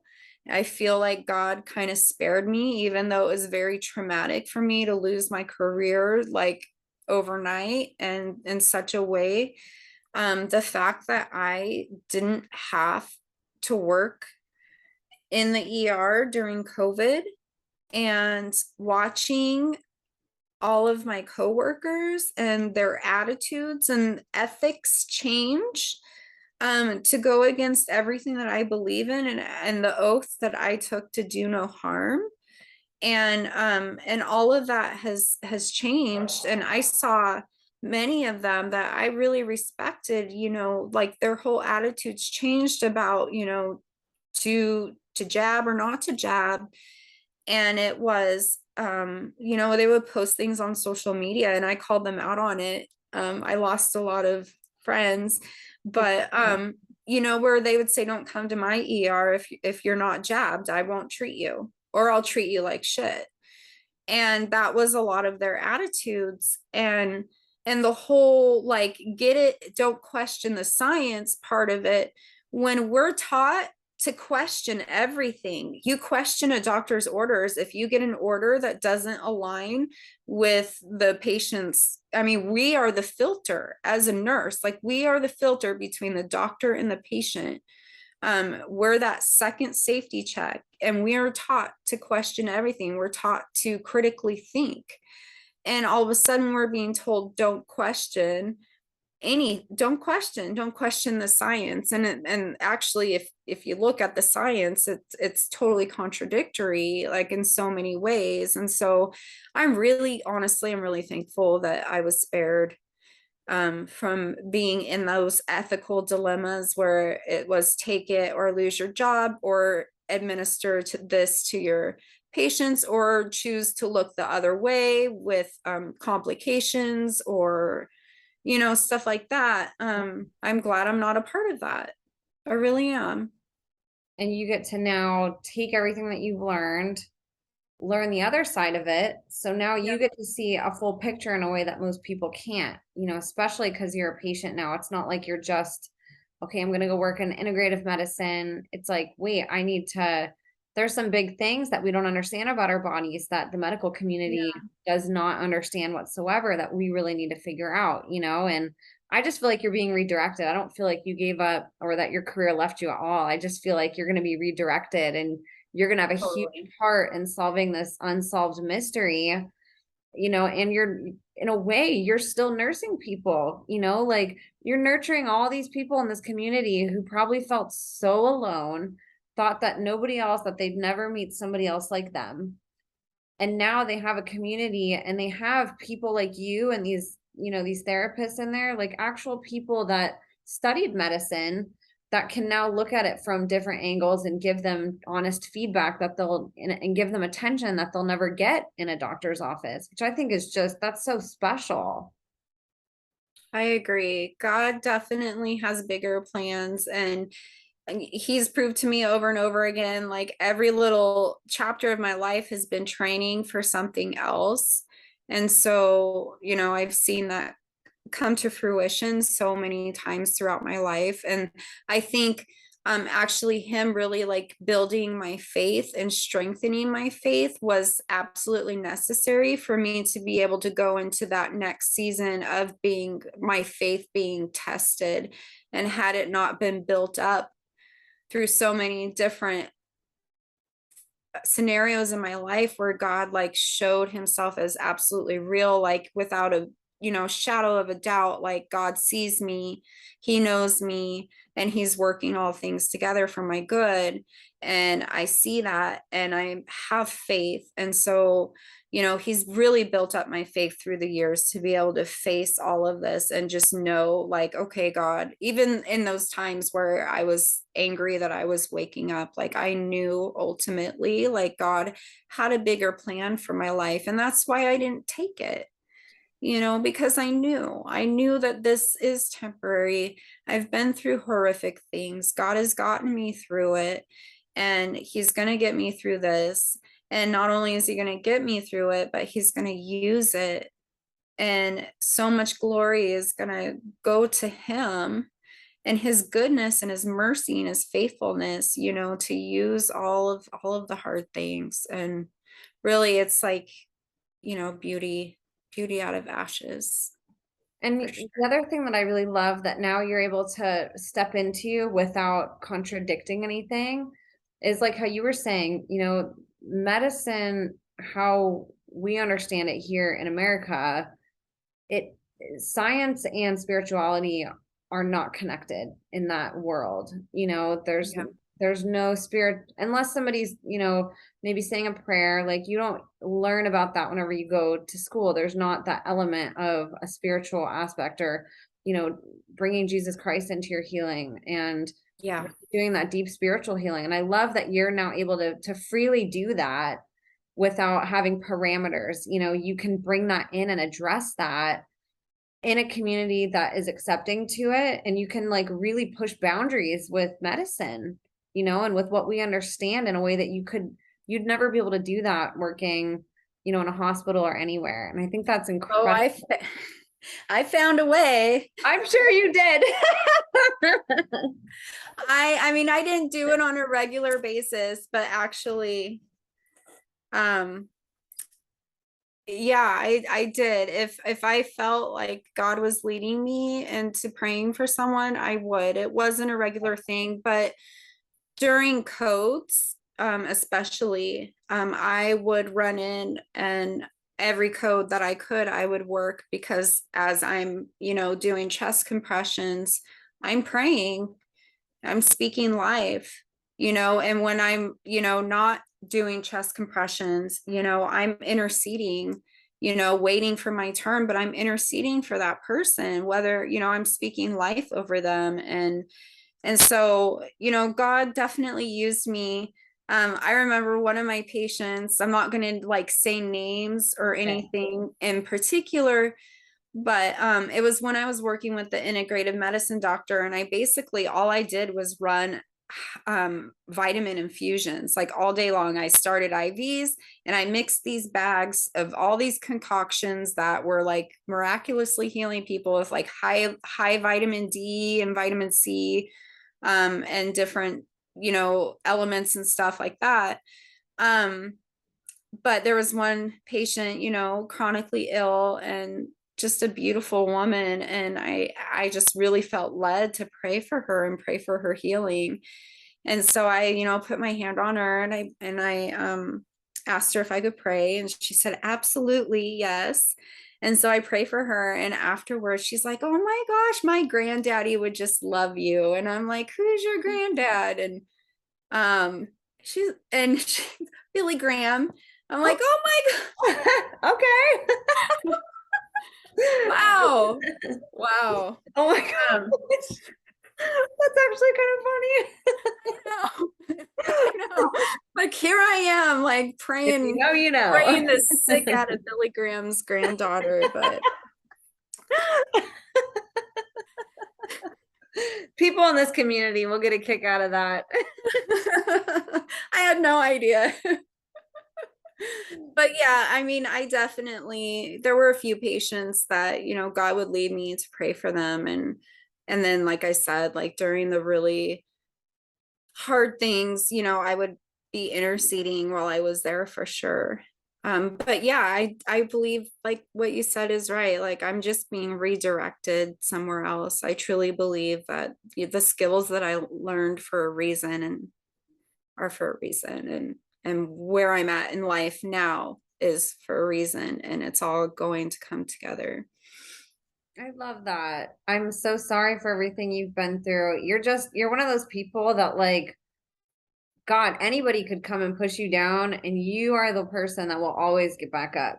Like, you aren't stopping, you know, and I love that in you. I love that you're so sweet and you're so tenderhearted and loving and compassionate, but you just have this part of you that's like, I will never quit. You know, you push me down all you want, and I'm getting up, even if you cut off all my legs, and I'm still going to find a way to stand. Like, you know, I love it. I just think you're so inspirational. And I love that you're able to talk about your struggles with it. You know, that can feel alienating too, I think, for some people, because that is, you can look at somebody who's so far in their healing when you're not, and you just think, how did they get there? That seems so impossible. And it's reassuring to know. That's my dog. Keeper. That look on your face. That was so funny. Yeah, I was in a moment. He just ruined my moment. But it's so reassuring for people who are struggling with healing, just to know that that's part of healing. Is it's messy. It's not just one day you're not healed and you're hurting, and the next day you're perfect. You never have to deal with it again, you know. So I appreciate you just expressing those struggles, because I think that's encouraging for people to know that that's normal. It's okay to not feel okay all the time. It's okay to be years into your journey and to still not want to wake up some days, or to cry, you know, or to Yeah. ask questions about things and be discouraged, you know. But again, we never want to stay falling down. If we feel down, it's like you said, just getting up in the morning, you know, just get up. And when you're down, just find a way to get up. And that's half the battle, is just standing again whenever you feel down. Yeah. And knowing that it really is temporary. It will pass. And you know what I've learned and I've had to grapple with a lot is, you know, why, you know, why was that permitted? Why were those things permitted to happen in my life? And I don't know all the answers, and I still grapple with that sometimes. But what God has shown me is that I've faced these things, but he's been with me through it. He's never abandoned me. He's always been with me in those moments, in the dark moments, like literally, you know, like in the bathroom with me as, you know, as things were happening to me. And so I don't understand. And what I do know is we live in a fallen world, you know, and there is evil in this world, and there is free will. And God doesn't do these things to us, but these things do happen. And, you know, sometimes, you know, he chooses not to intervene because he knows that first of all, he will bring you through it, but it's going to make a bigger impact in this world in a positive way, and that he will sustain you in it. He will get you through it. And then on the other side of it, you know, you're going to be able to turn around and pull that person behind you through it. And ultimately, I think in most survivors' minds, like you can't take back what's happened. It's happened. And I think, you know, if we can take what has happened to us and we can pull other people out of the fire through our own experiences, then it's all worth it. It's all worth it to us, you know. And I truly believe that right now is the season where, you know, survivors are coming out left and right with their stories. But there's going to be a flood of people that are going to be hurting, and they're going to need those strong ones that are empathetic too. That's, I always admire survivors that can, not only are they strong, but they continue to be loving. And it's like the darkness could never snuff out their light ever. And that's what my counselor said to me. He's like, listen, like, you were bred and born and bred to fight, yet you chose not to. You chose, to be a light in this world, even though everything in around you taught you to live in the darkness. And he's like, that is strong and that is resilient. And he said something that like really stood out to me is, and actually I was laughing because you kind of said it in your own words. He said, Rachelle, like, you escaped the battlefield with all of your limbs still attached. And that is a miracle, that you are still a whole person after all is said and done. And he's right. Like, I really am. I have my things. I appear, to have it together, but I don't by any means. I'm still figuring it out. But what I do know is that what was meant to destroy me has only made me a better person. And that's the goodness and the mercy of God in my life. And that's Christ in me that continues to choose to love and to have empathy. And there's so many out there like me, and I admire them so much that they have chosen to take these things and to help other people, and to not let it turn them into bitter, angry people. Because in the end, that's where the devil wins. He doesn't win in my story. God wins. So That's worded so perfectly. And that's the thing that I can't say that there's one polarity or duality that I admire more, the strength or the compassion.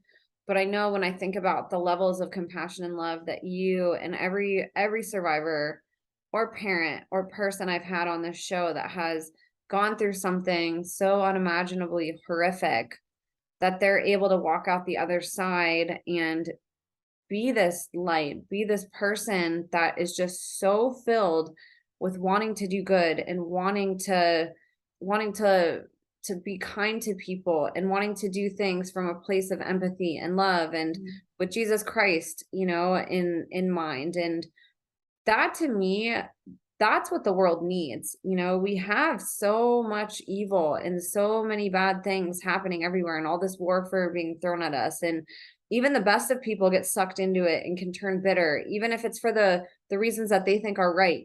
I'm going to fight child abuse, but I'm going to do it by being horrific and, saying the most horrible things about certain people that have done things, and again, not that we shouldn't want justice, and not that we shouldn't want some conclusion to come to solving these really bad problems that are happening in the world and to our children.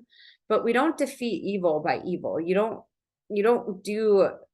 can't solve a problem or something that's wrong by doing the same thing. And we get caught up in that. And it, like I said, it might be for the right reason because we want to do something good, but it's just it perpetuates the cycle, and the only way that we can elevate in any type of way and push through something and heal society as a whole is by loving each other and by getting back to having these conversations like we're having now and saying, wow, we're really not that much different. And like, look how beautiful that was, that we were just real and authentic with each other. And that we talked about something other than what politics do you believe in? And what this do you believe in? And we just talk to each other like humans.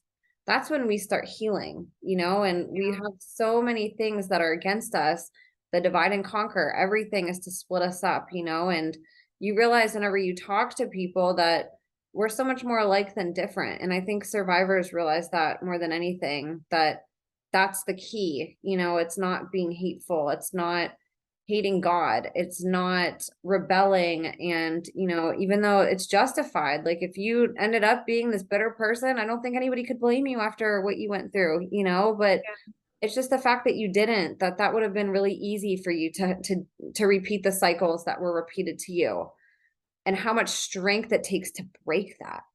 To me, that it takes my breath away whenever it overwhelms me with just awe that you guys were able to do that when, like your doctor said, everything was stacked against you. You should have been an abuser just like your parents were. Mhm. Who knows how many generations that was passed down, and the fact that Yeah.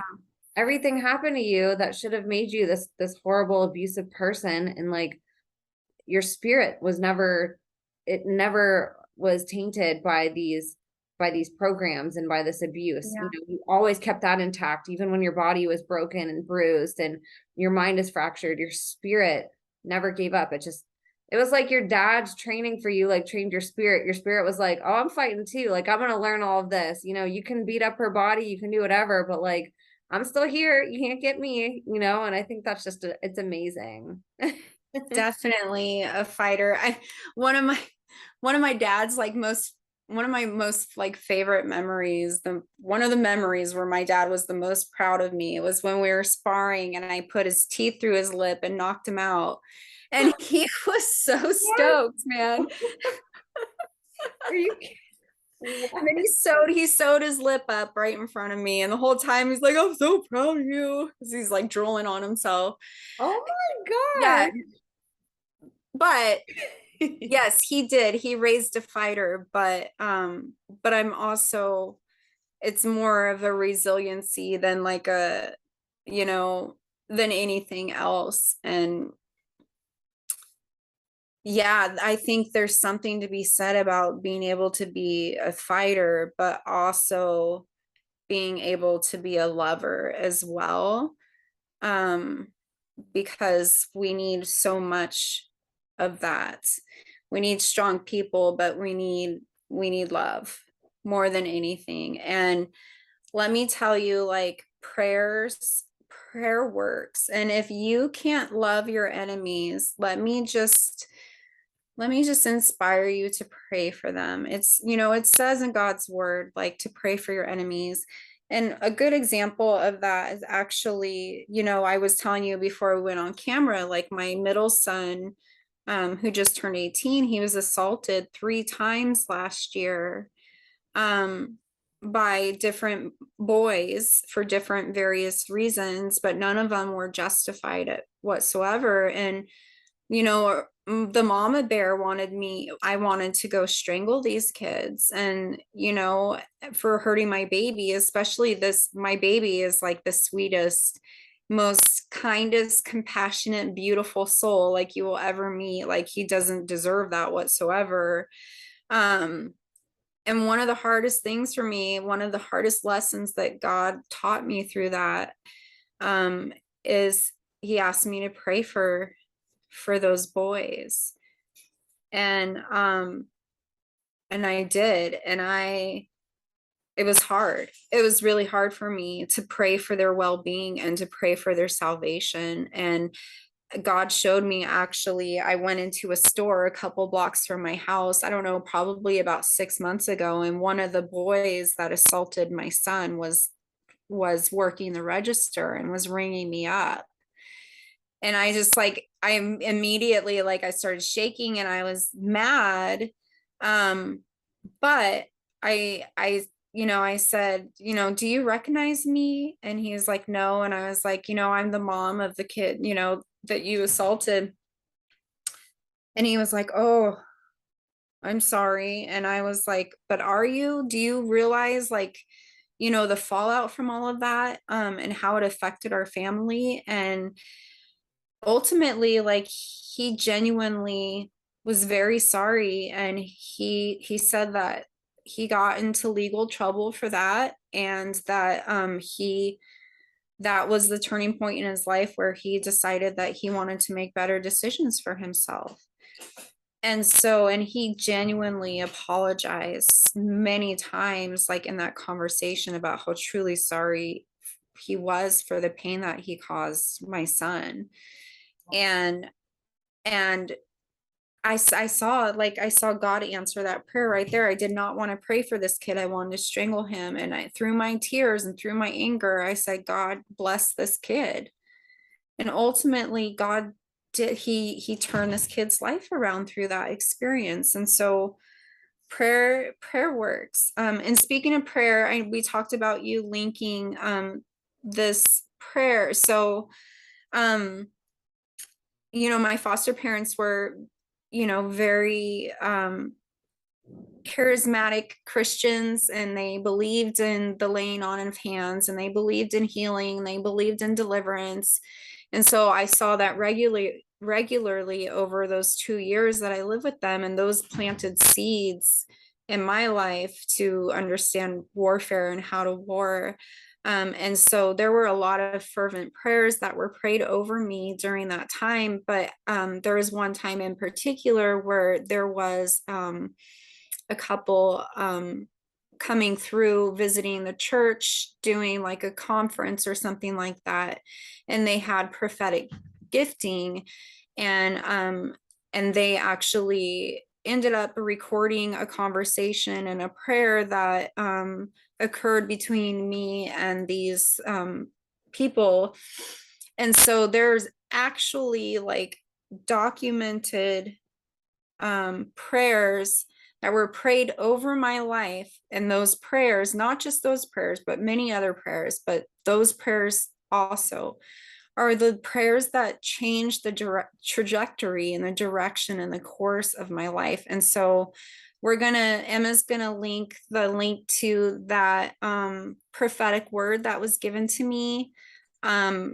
It was recorded on like a tape recorder, like the handheld tape recorder. And so it's like a video of a recording, but you can hear it, loud and clear. And there's a part in there, that kind of breaks my heart a little bit, where they saw everything. They saw the witchcraft, they saw the abuse, all of it, and they prayed against it. And you can hear them calling all of this stuff out in my life and praying for my deliverance.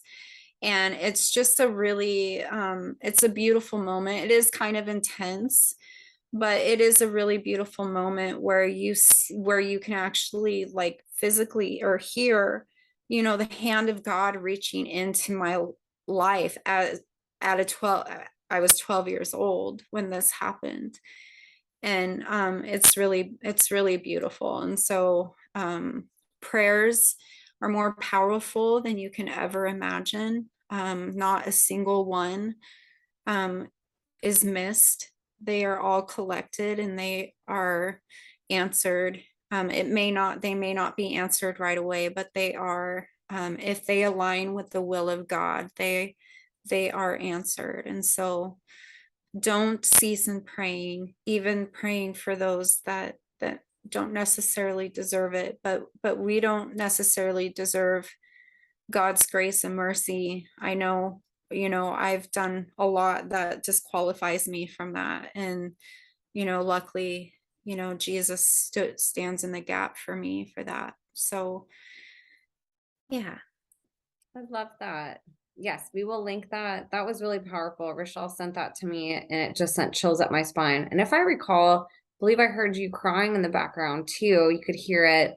So you could tell just how deeply impacted you are that people were doing this for you, and that it was literally, you were feeling that down to your core, what was going on, and it's very powerful. And I think it was done really beautifully too. It was done in a way that, like you said, it kind of was intense. Like they knew what they saw and they were praying really fervently against it. But at the same time, it was so loving that you could tell that they were shocked at what they saw and wanted to help, and that's really what I think we need more of in the world, is that, and, you said how you were saying like about people deserving things, and I want to remind people that you listening don't deserve to feel like crap. You don't deserve to be hateful to people. That's negative. It's a connection to something that you don't deserve, even if it's justified.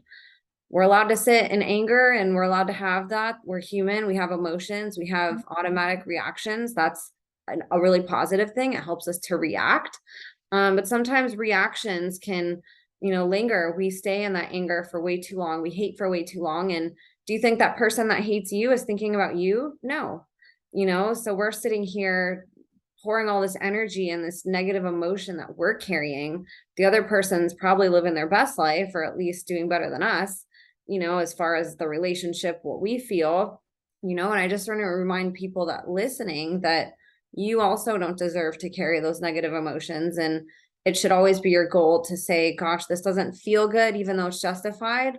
I don't want to hate. I don't want to feel this. This isn't my heart, and bring your heart. Try to find whatever way you need to pray, read the Bible, whatever it is that makes you come back to that calm, peaceful place. We deserve that.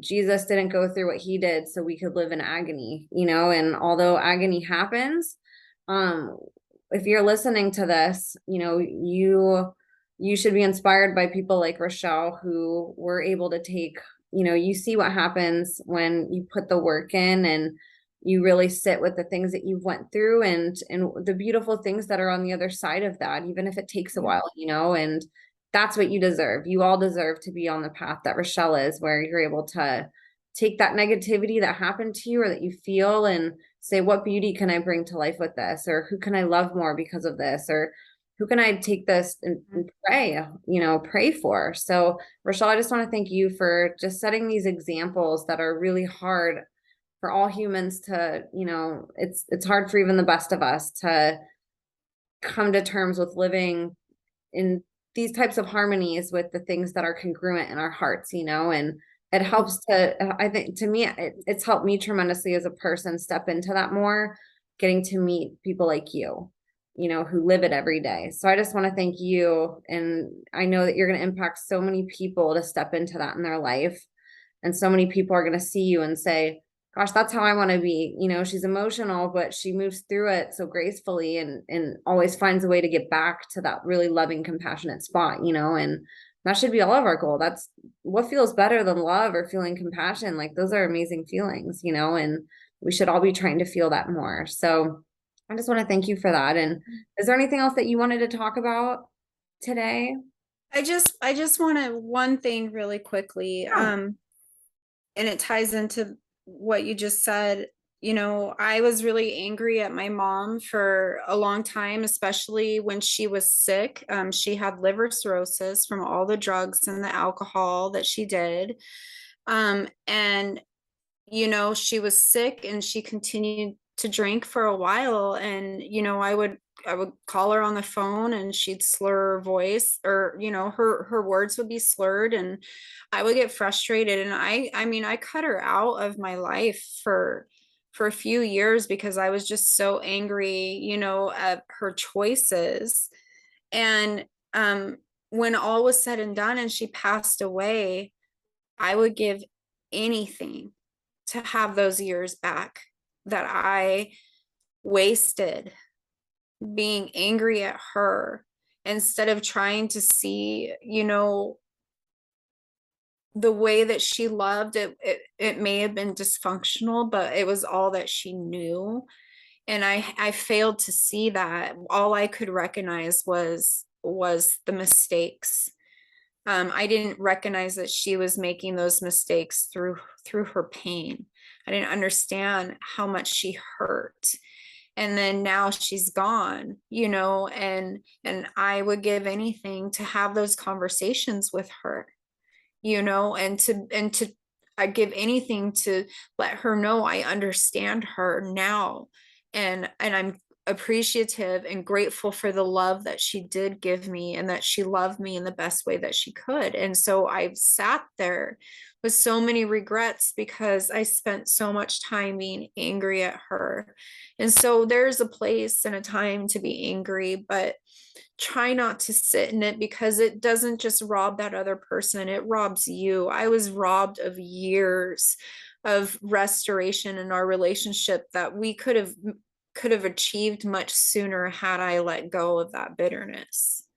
I mean, she died on good, we were on good terms when she passed, but man, I would give anything to have that time back with her. So I just want to leave you with that. You have so many lessons from your experiences. So You many. know, it brings new perspectives. It's really easy to get caught up in that. And sometimes we don't realize it until many years. I don't even want to say too late because I really do believe everything's divine and everything's meant to happen exactly how it is. And God's timing is always, or I should say, usually different than our timing, but it's always perfect. But I think that's so valuable. We do need to just get better at shifting that, know when the anger is automatic sometimes, or these negative feelings. We're human, but that it's a choice. We are not our emotions, and we can change our emotions, and we can control them with enough training or practice, just like what you were saying with gratitude earlier. You can train Yeah. yourself to have switches in emotions quicker than maybe you did before, quicker than other people. And I think that's really important for all of us. Just, we don't deserve to be robbed of our time and our energy and these emotions that we could be loved, and we could be loving, and we could be feeling compassionate and just feeling joy and these really beautiful things, and far too often we rob ourselves of that sometimes just because we get too caught up in this complicated human experience that we have through our emotions. So thank you so much for that reminder. That's so beautiful. And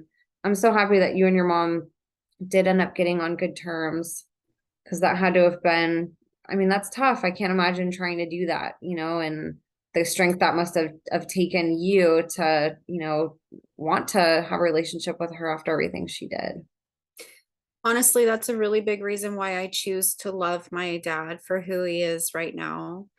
Because I don't want to look back on that and be like, man, I wish I didn't waste so many years being angry and bitter at him, which I did. I definitely had spent many years, but at least I'm not going to say, that things were okay with us when he was on his deathbed. Yeah. So, but thank you so much, Emma, for having me on here and sharing my story. I know that we talked a lot longer than.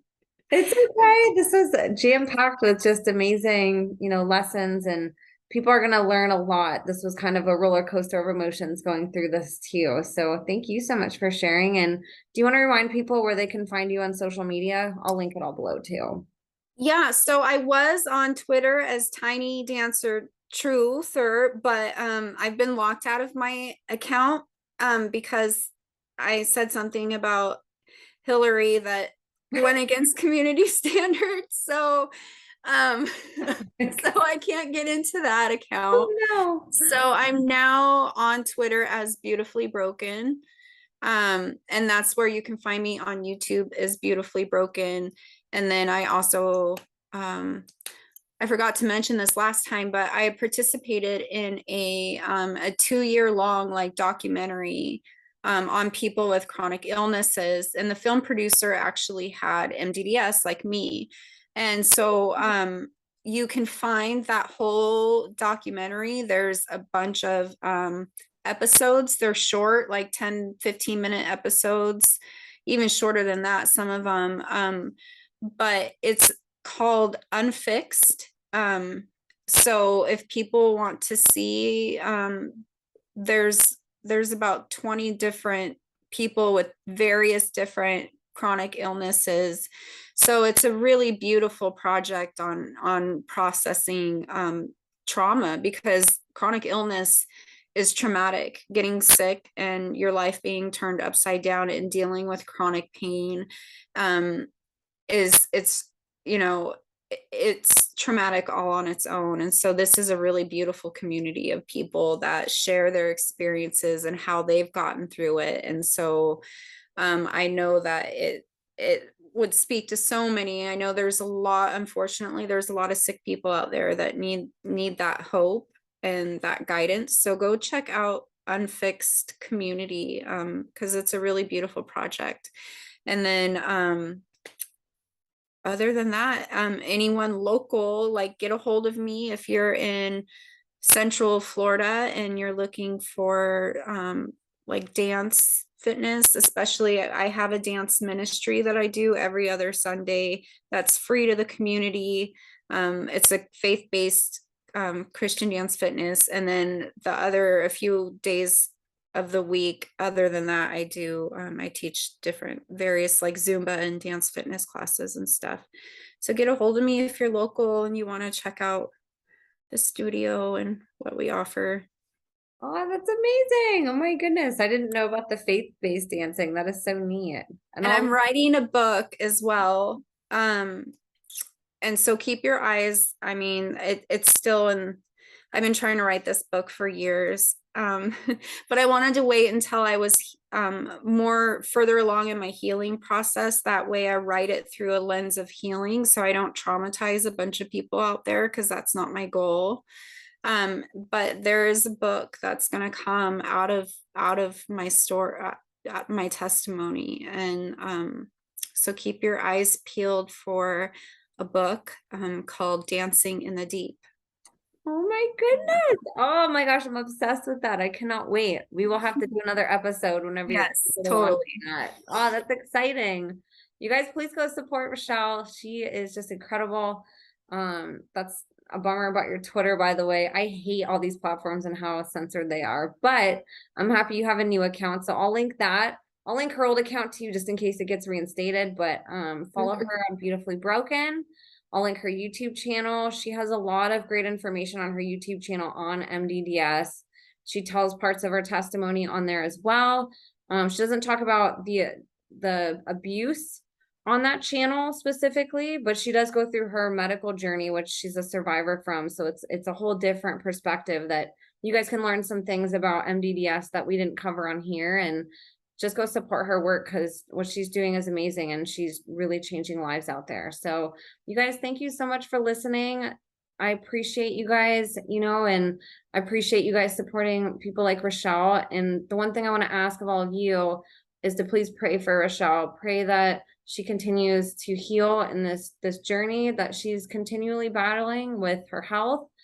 Pray for her against spiritual attacks and against different entities or demons that try to prevent her from talking about this, because spiritual warfare, we know, is very real. Pray for her family. Pray for her. We want to provide that to everybody on the show, and Rachelle does such an amazing job praying for everybody else. And that's the one thing besides sharing and connecting with her that I could ask is say a prayer for her continued health, and for her to continue to be able to speak out, and for her to keep getting better, and for her family. So if you guys could do that, that would mean a lot to me, and it would mean a lot to me if you guys go support her. And we will see you guys next week. God bless all of you, and thank you guys so much for tuning in. God